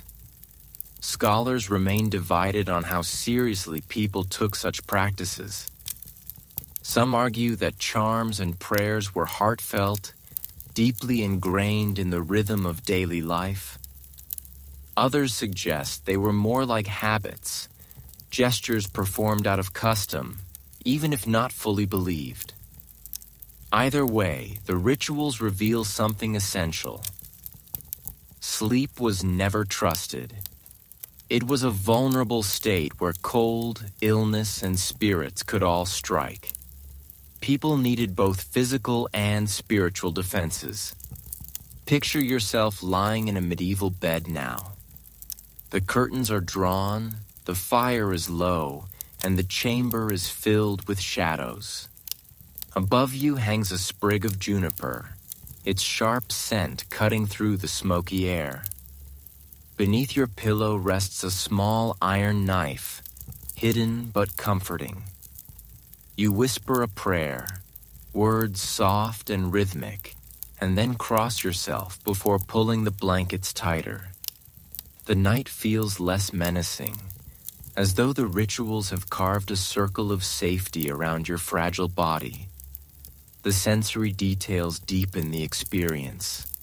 The rustle of herbs brushing against the canopy, the faint metallic smell of iron near your head, the warmth of wool against your skin, and the lingering echo of whispered words. In that moment, faith, superstition, and survival are all intertwined. Peasants practiced the same, though with different materials. Instead of relics, they hung crude charms, carved wooden figures, knotted cords, or simple herbs gathered from fields. Parents tucked garlic under children's pillows, believing it warded off both sickness and spirits. Even animals were included. Cows and sheep and byres were sometimes blessed before nightfall, their presence thought to strengthen the household against frost. In every class of society, the cold night was not just endured with cloth and fire, but with ritual. The medieval mind sought warmth in the body and safety in the unseen. To sleep was to step into mystery, where prayer and herb, iron and flame all work together against the long darkness. So when you tuck yourself in tonight, imagine those little gestures, the flipped shoes, the sprig of rosemary, the whispered saint's name. They were small comforts, no less real for being intangible. For the medieval sleeper, survival was never purely physical. It was also spiritual armor, woven from faith, habit, and hope. Step back from the bed itself and look at the chamber as a whole. Beyond blankets, dogs, or charms, the architecture of a room shaped how well its occupants could endure the night. Castles were built first for defense, but over time, builders experimented with ways to make the interiors more livable. The result was a patchwork of features, some clever, some symbolic, that aimed to carve warmth out of stone. One such feature was the solar, a private room often set aside for the lord and his family.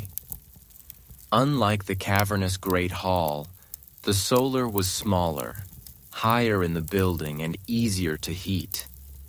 It usually had its own fireplace, thick hangings on the walls and windows facing the sun. This wasn't luxury in the modern sense. It was strategy. By reducing the size of the room, the fire's heat had a fighting chance of lingering. Tapestries became more than decoration. Woven from wool or silk, they lined the walls with color and stories. Saints, hunts, mythical beasts, but they also served as insulation. A tapestry might be 10 or 20 feet wide, heavy enough that servants struggled to hang it. Behind it, the damp stone was hidden, and the air near the wall grew a little less icy. Step close to one, and you could even smell the lanolin of the wool, earthy and faintly comforting. Archaeological surveys show that many chambers had wooden paneling installed for the same reason. Oak boards created a buffer zone, trapping pockets of air and making the space feel less like a cave. Servants stuffed gaps with tow, moss, or rags to stop drafts. The result was imperfect, but it demonstrated the lengths people went to transform inhospitable fortresses into homes. A curious detail emerges in estate accounts. Nobles often moved their most prized tapestries from castle to castle, carrying them like portable walls. They weren't just art, they were survival gear. A lord traveling without his hangings was like a soldier without armor. Specialists in medieval domestic life still argue over just how effective these architectural features were. Some believe they genuinely reduced drafts and retained heat. Others insist the psychological comfort mattered more than the physical difference. Walking into a chamber hung with brilliant cloth and glowing with firelight might feel warmer, even if the actual temperature barely changed. That debate underscores the subtle interplay between perception and survival. Now picture yourself stepping into such a room. The door closes behind you, muting the howl of the wind from the corridor. The walls are draped with crimson and gold tapestries, their woven figures half lit by candlelight.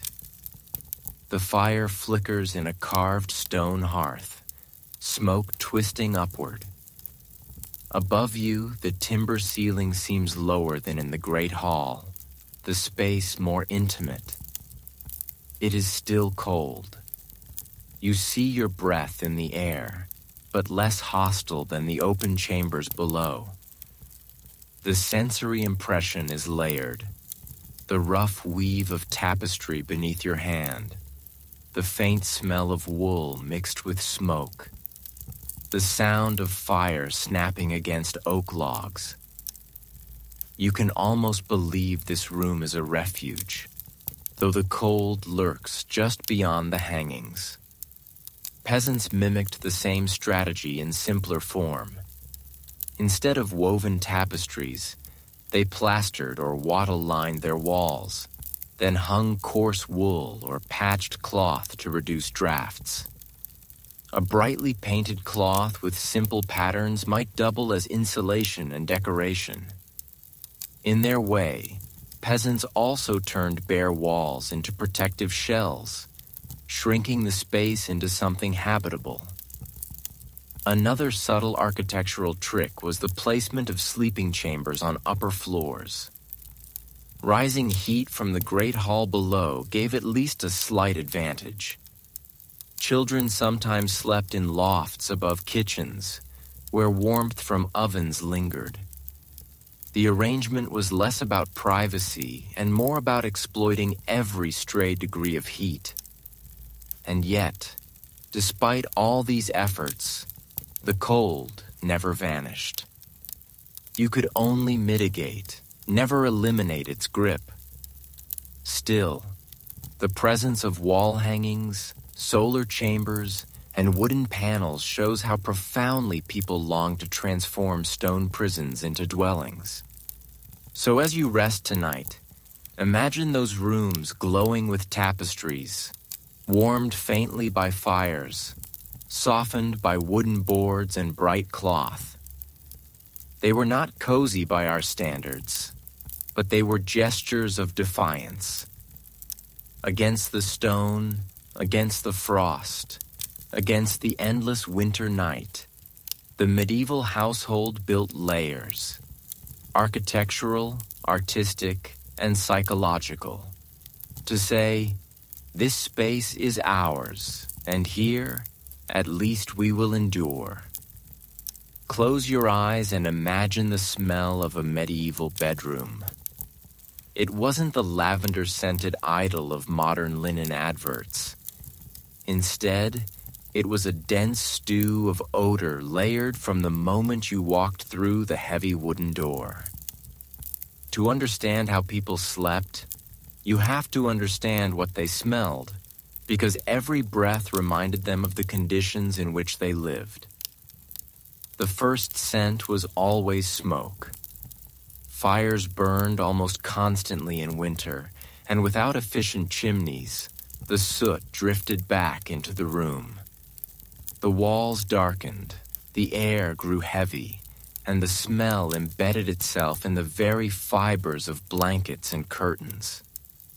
Even freshly laundered linen soon carried the tang of ash. You'd lie down at night with smoke clinging to your hair, your clothes, even your skin.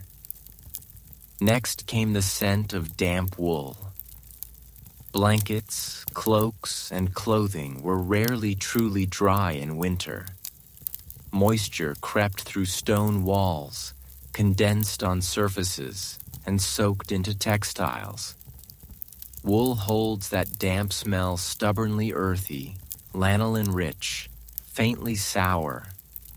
Imagine pulling the covers up to your chin and inhaling fabric that felt warm, but never quite fresh. Add to this the odor of straw and rushes.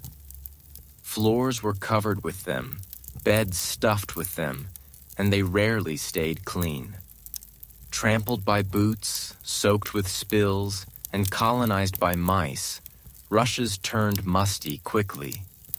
Straw mattresses released grassy scents at first, but after weeks of use, they reeked of sweat and decay. Each shift in bed released another puff of that earthy smell into the air. One curious note in a 14th century household manual recommended sprinkling dried herbs, rosemary, lavender, or meadowsweet onto rushes to sweeten the chamber. For a few days it worked. The fragrance mingled with the heavier odors, masking them just enough to seem civilized. But soon the herbs wilted, crushed beneath feet, their scent fading into the background, while the sourness of old rushes returned. Then there was the human smell. Hygiene was limited, baths infrequent, and sweat constant. People slept in layers of clothing that absorbed the day's odor: leather, wool, unwashed skin. Beds shared by families or companions compounded this. Breathing the air of a medieval chamber meant inhaling the scent of other bodies, sometimes comforting, sometimes suffocating. Scholars debate just how overwhelming these smells truly were. Some argue that medieval people, accustomed to constant exposure, barely noticed. Others believe contemporaries were very much aware, which is why they valued herbs, perfumes, and incense so highly. Evidence from inventories and medical texts suggests the latter. People complained of foul air, sought remedies, and took steps to counteract it. The debate itself reminds us that smell was not secondary. It was central to the medieval experience of sleep. Now place yourself in such a room. The fire has burned low, leaving only the bitter tang of smoke. The damp wool blanket itches your chin. Straw beneath you releases a musty breath each time you shift. The rushes on the floor rustle faintly as mice scurry through crumbs. Your companion beside you exhales, warm but heavy with sweat and ale. Above it all floats a faint trace of rosemary sprinkled days ago, now barely masking the stew of odor. The sensory reality is overwhelming. It presses into your nose and lungs, embedding itself into memory. You cough, adjust the covers, and try to breathe shallowly until sleep comes. This was normal. This was life. Peasants experienced the same, though on a smaller scale. Their cottages were filled with the smell of livestock, since animals often shared the same structure. Cows, sheep, and chickens contributed their odor, creating a pungent mixture that city travelers found unbearable, but villagers accepted as part of survival. Yet even here, herbs were used. Bunches of mint or chamomile might hang from rafters, partly for fragrance, partly to ward off pests. For nobles, perfumes and incense occasionally improved matters. Incense burned in braziers added sweetness to the air, though it mingled oddly with smoke and damp. Perfumed oils dabbed on clothes or linens created pockets of pleasant scent in an otherwise heavy atmosphere.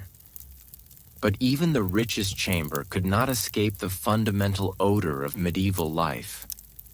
So when you imagine sleeping in a castle, do not picture crisp linen and fresh air. Picture instead a medley of smoke, damp wool, straw, sweat, herbs, and animals.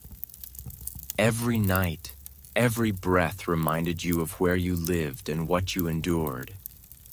Smell was as much a part of medieval sleep as blankets or fire.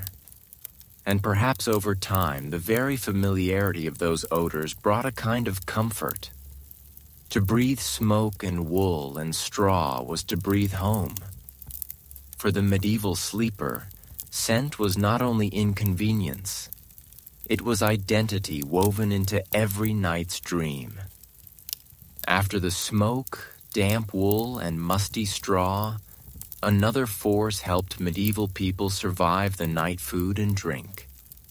You might not think of supper as part of sleep, but what you ate before bed and what warmth it gave inside your body mattered as much as any blanket. In winter, households leaned on hearty pottages. Thick stews of barley, peas, and root vegetables simmered slowly in great cauldrons. These meals clung to the body, leaving a heavy fullness that made the cold easier to bear. The heat of the broth lingered in the stomach, spreading outward, convincing you that you could endure a freezing chamber a little longer. A noble household might enrich the dish with meat, spices, or cream, while peasants relied on onions, cabbage, and whatever scraps were available. One curious note in a 15th century English manuscript advises eating leeks at night because they warm the belly and chase away the chill of death. Whether or not that claim held true, it shows how strongly people linked diet with warmth and survival. A hot meal was not simply nourishment. It was insulation from the inside out. Drinks played an equally important role. Ale was the most common, consumed by rich and poor alike. Served warm in winter, it filled bellies with calories and provided liquid comfort. Spiced wine, or hippocras, became a noble favorite heated gently and seasoned with cinnamon, ginger, and cloves imported from faraway lands. Imagine sipping such a drink in a smoky chamber, the aroma of exotic spices mingling with wool and ash, the sweetness burning in your throat, leaving you drowsy and warm. There's even a record from the court of Charles VI of France, where the king's physician recommended hot meat at night to prevent chill from entering the bones. The idea was not far from our modern habit of drinking tea before bed, though medieval science wrapped it in humoral theory. The belief that warm, moist drinks balance the body's inner fluids. Scholars still debate how much alcohol contributed to warmth versus simply giving the illusion of it. Some argue that ale and wine dulled perception, making sleepers believe they were warmer than they were. Others point to the real caloric benefit of these drinks, which did provide energy through long, cold nights. The truth may be somewhere in between, a mix of genuine warmth and psychological comfort. Now imagine yourself preparing for bed. A servant hands you a wooden cup of mulled wine. The surface steams, sending waves of spiced aroma into your nose. You drink, the liquid glowing as it slips down your throat. Your body relaxes, muscles loosening, eyelids heavy. When you finally climb into bed, the blankets feel less oppressive, more inviting, as though the warmth already lives inside you. For peasants, the ritual was simpler, but no less important. A bowl of hot porridge thickened with oats or barley lined the stomach. Families huddled around the fire to eat, their faces glowing in the light, their bodies fueled for the long night ahead. Children licked the last scraps from wooden spoons before curling under blankets. The memory of warmth from food helped them ignore the drafts sneaking through the shutters.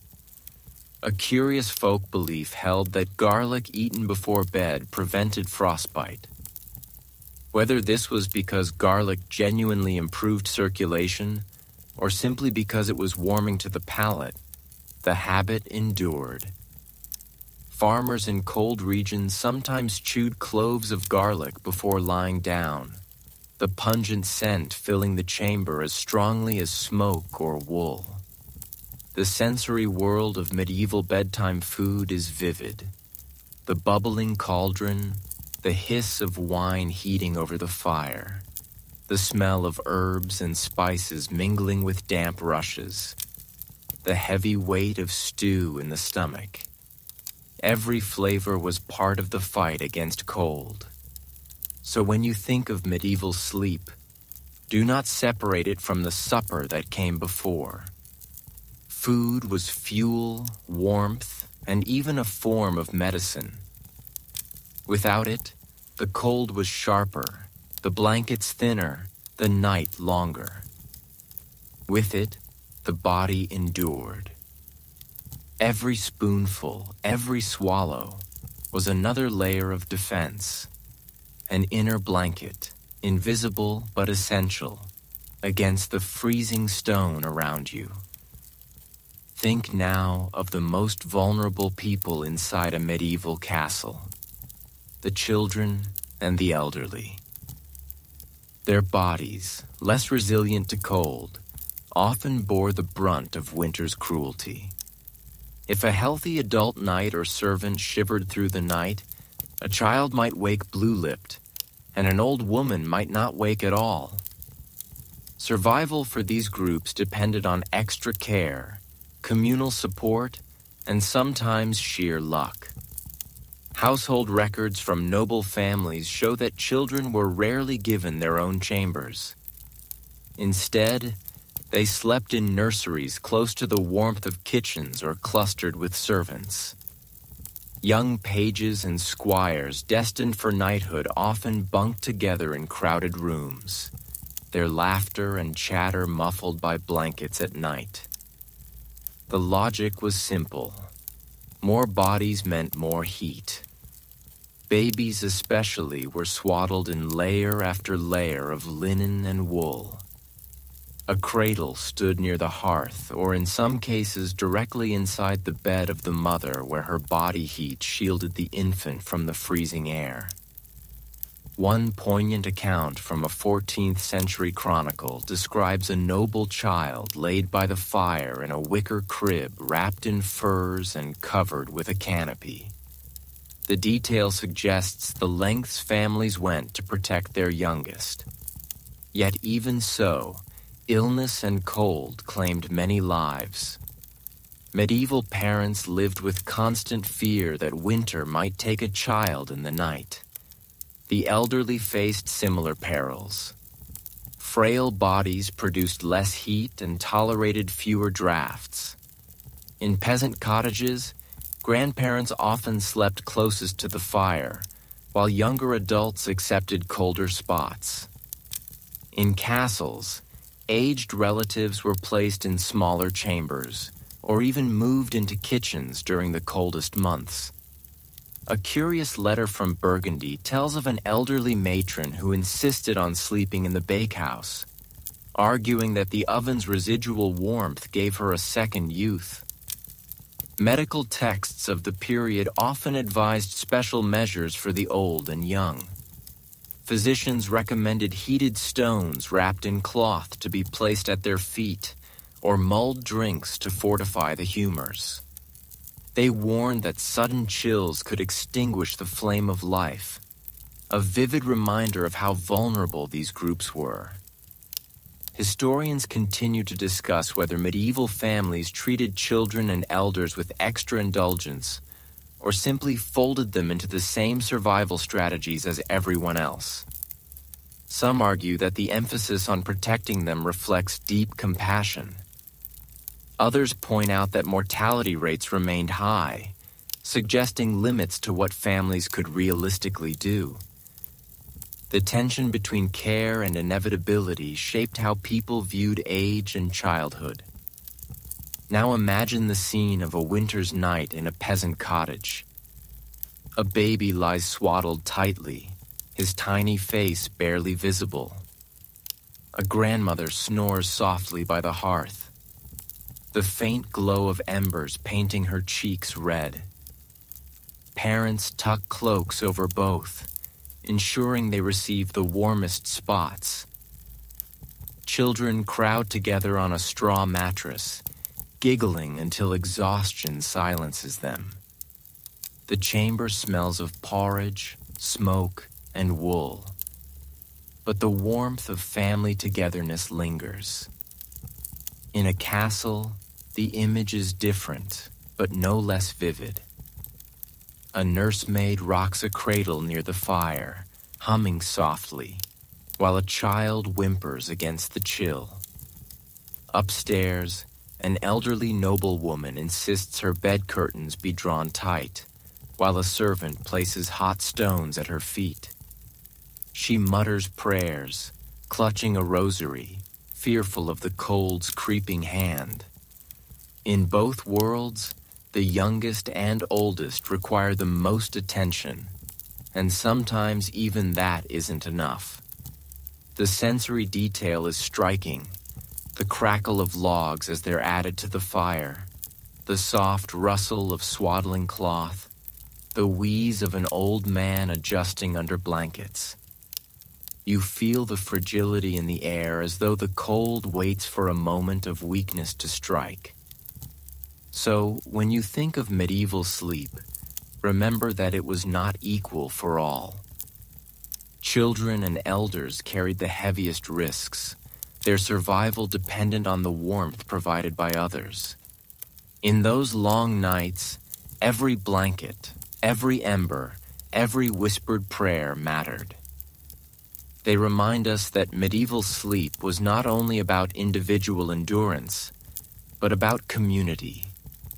The young and old carried through winter by the care and vigilance of those around them. The cold didn't just gnaw skin and bone. It shaped how people thought about health itself. To a medieval mind, chill wasn't simply uncomfortable. It was dangerous, a force that could warp the body's inner balance and invite disease. Medicine in this era revolved around the theory of the four humors: blood, phlegm, yellow bile, and black bile.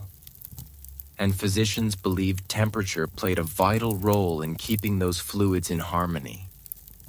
Too much cold, your humors congealed, clogging the body and making you ill. Medical treatises from the 13th and 14th centuries are filled with advice on combating this problem at night. One manual suggested rubbing feet with warm oil before bed to open the pores and expel the harmful chill.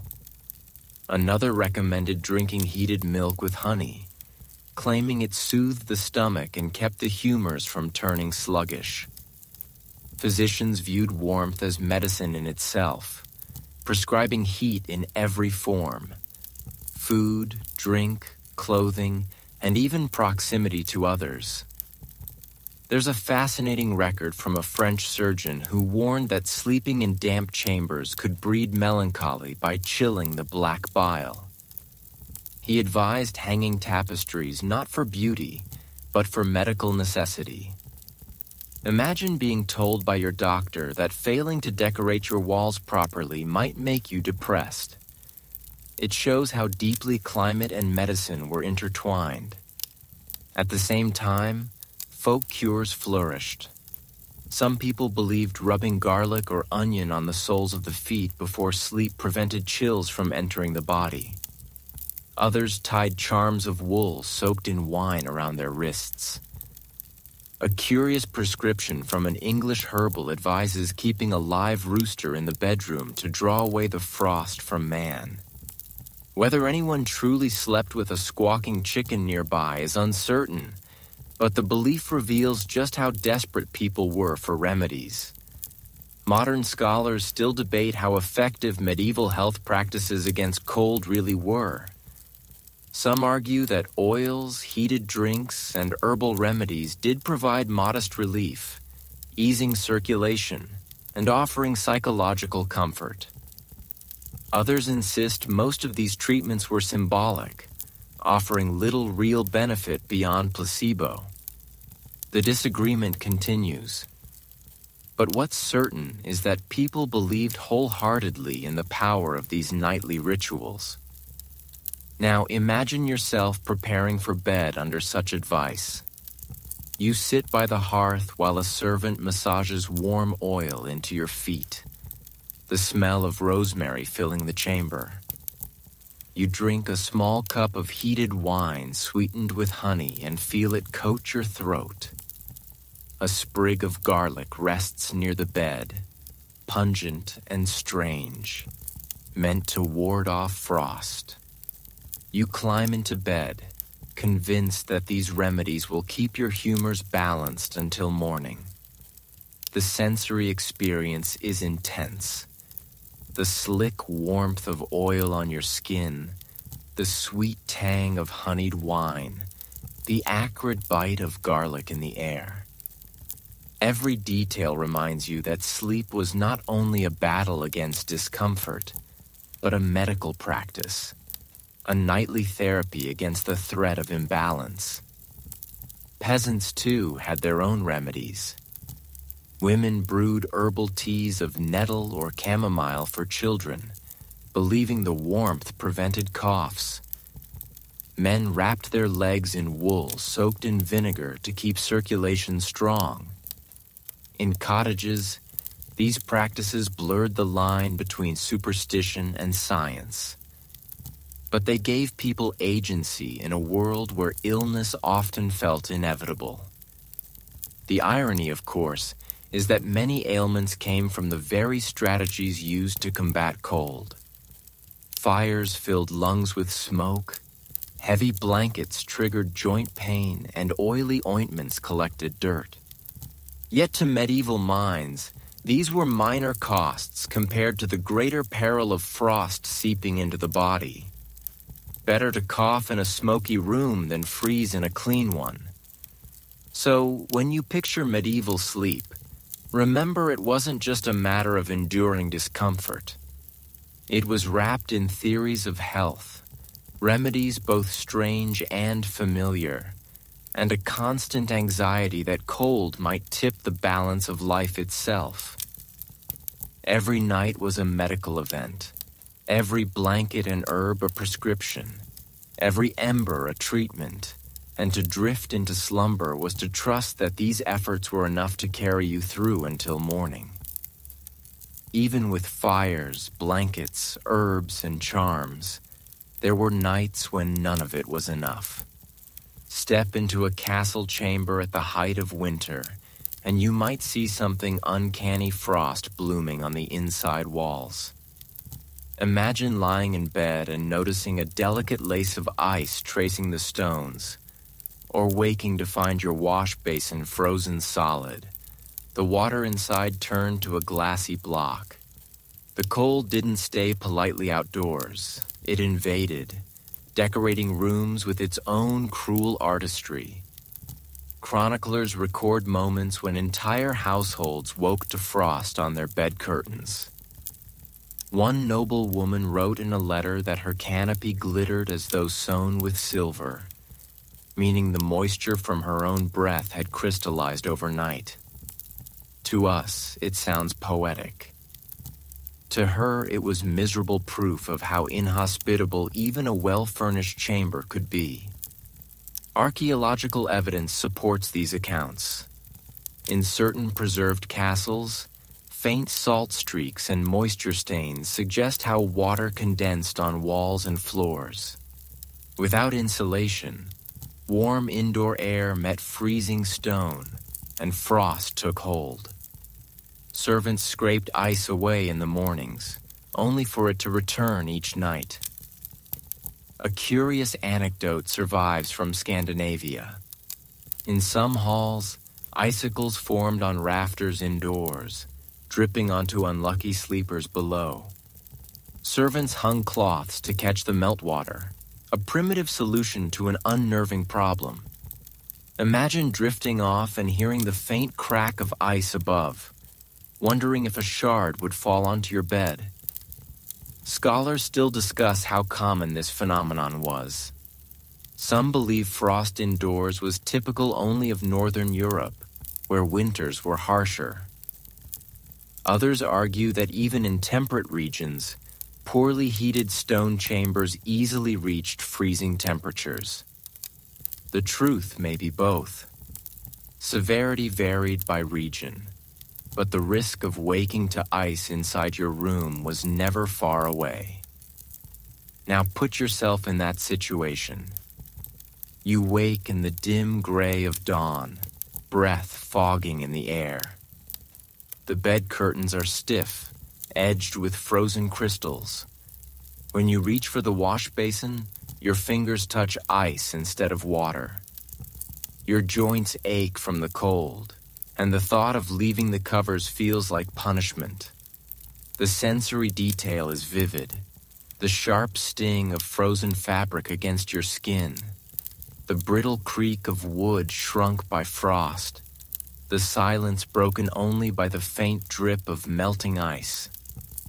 Peasants lived with the same problem, though in different forms. In cottages, frost coated the inside of thatch and rafters, drifting down like snow during the night. Children sometimes woke with frost clinging to their hair. Parents joked grimly about sleeping with the clouds indoors. Yet humor could not disguise the hardship. Frostbite, chilblains, and respiratory illness followed in its wake. Nobles, despite their wealth, couldn't entirely escape it. Hot stones and furs kept the body alive, but the surrounding air remained hostile.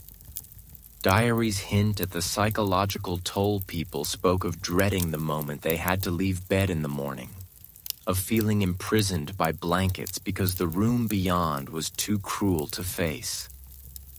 One English poet even turned it into metaphor, writing of love as a bed without frost inside the hangings.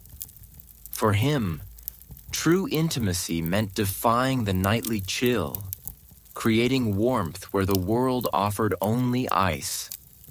It reveals how deeply the experience of frost-shaped imagination, as well as reality. So, as you think of medieval sleep, remember the surreal beauty of those nights when cold decorated the very walls. To live in a castle was to share your chamber with ice. To wake each morning reminded that stone and frost were allies against your comfort. And yet, people endured, scraping ice away, layering blankets, whispering prayers, and braving mornings that felt as harsh indoors as out.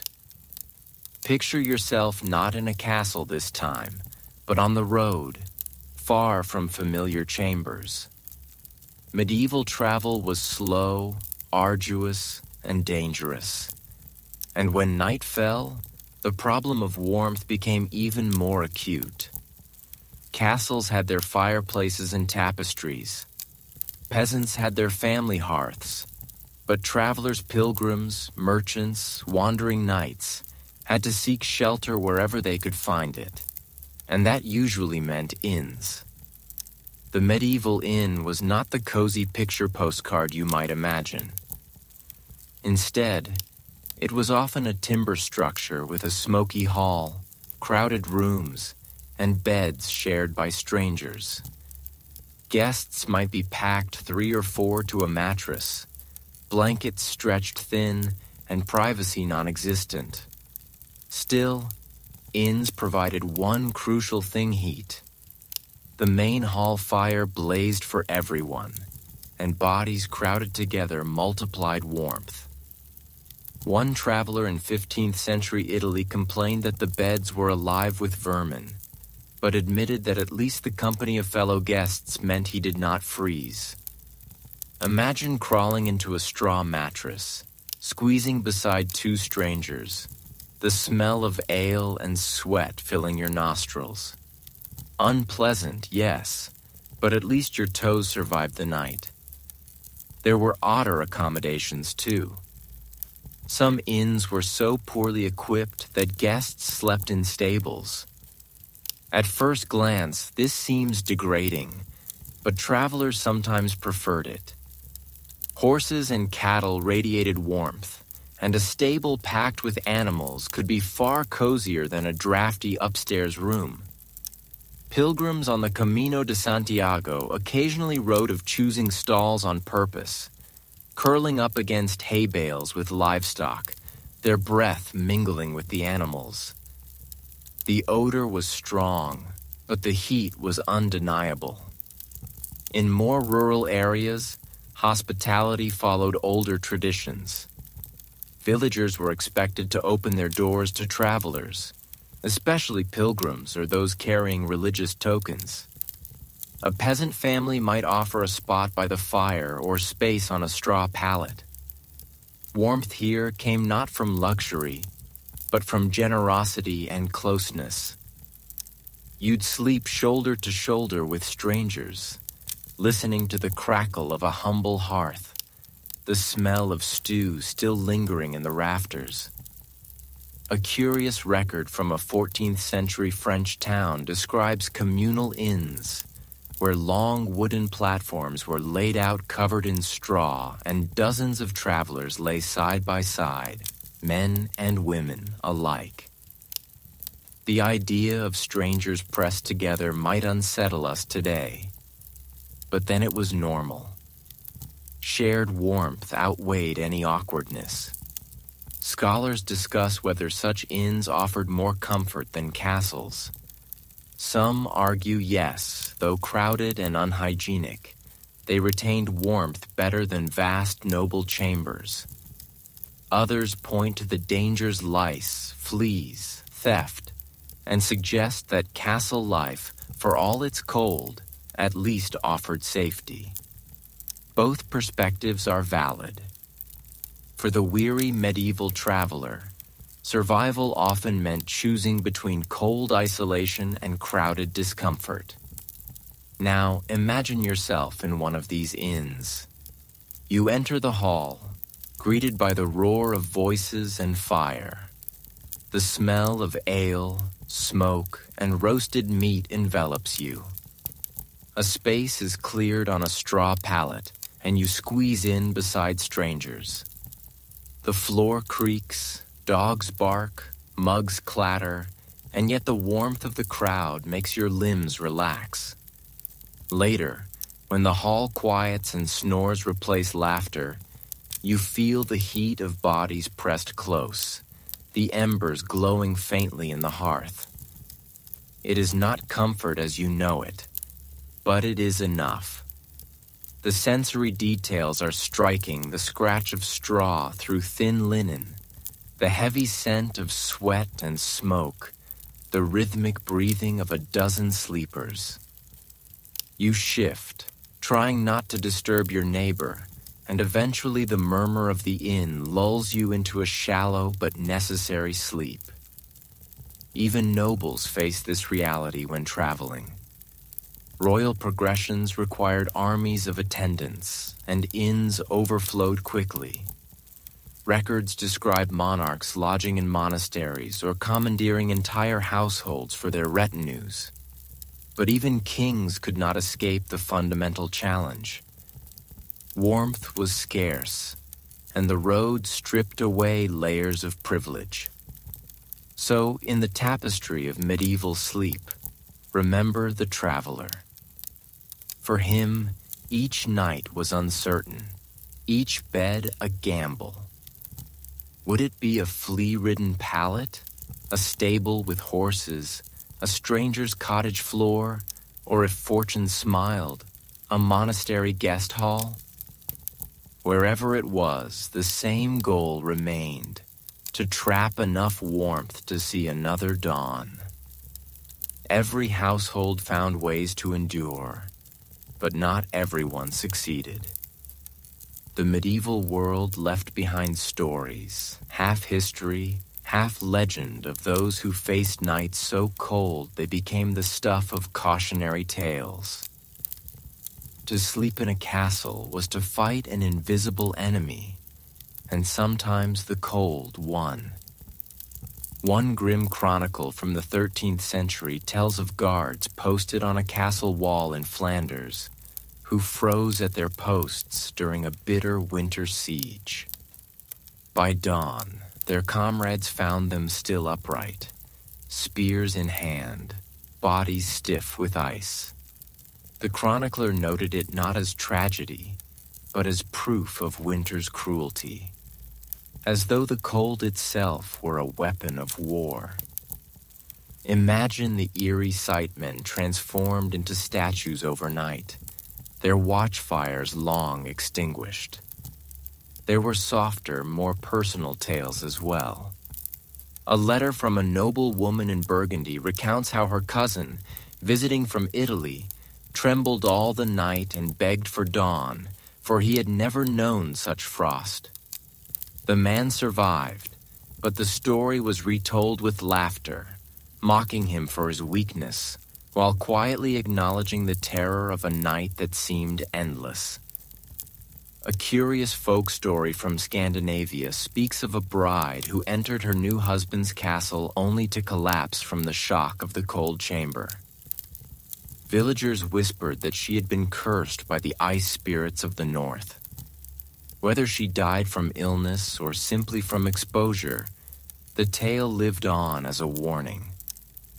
Even noble marriages could be tested by stone walls and winter winds.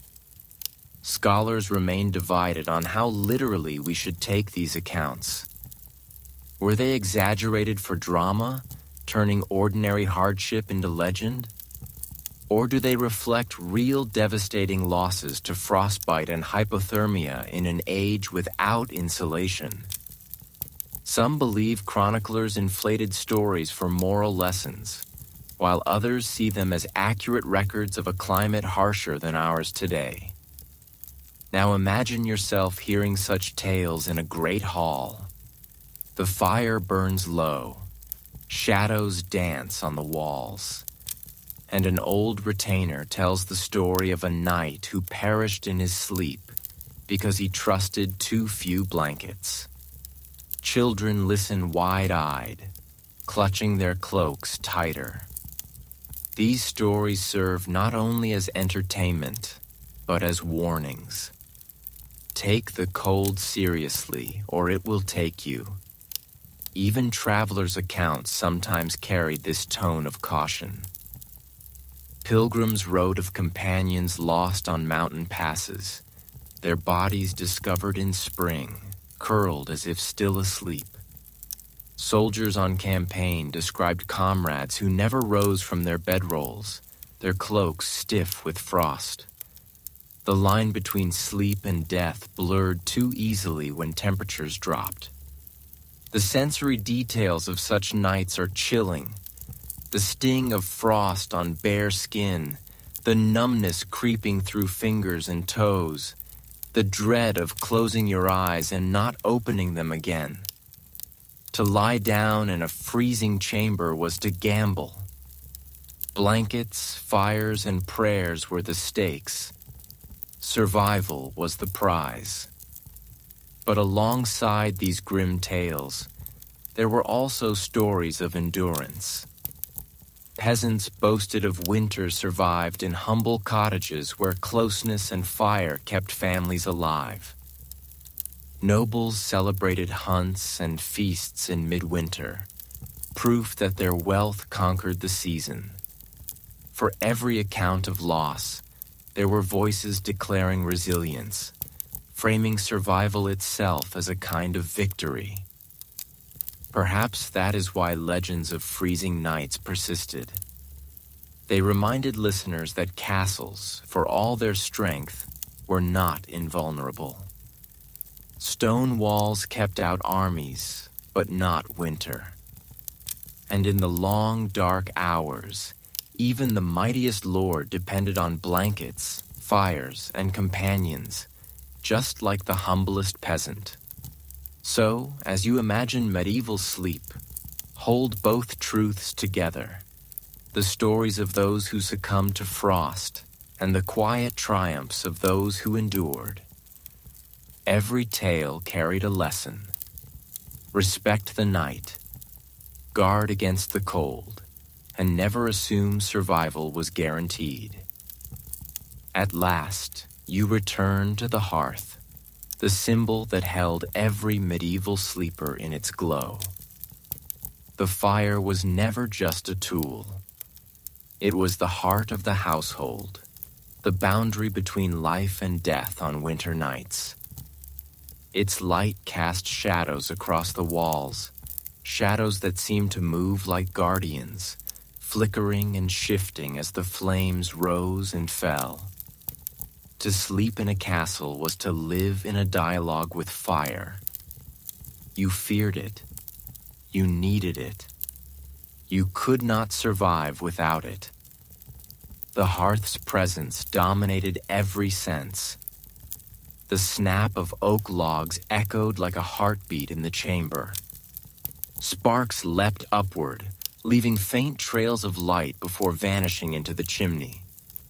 The smell of burning resin clung to tapestries and hair. Heat radiated in uneven waves, baking your face while your back froze. The hearth was a paradox, both savior and tormentor, life-giver and smoky tyrant. Nobles celebrated fire as a mark of status. A blazing hearth meant wealth, the ability to command servants to gather endless fuel, to strip forests if necessary, to keep flames alive through the night.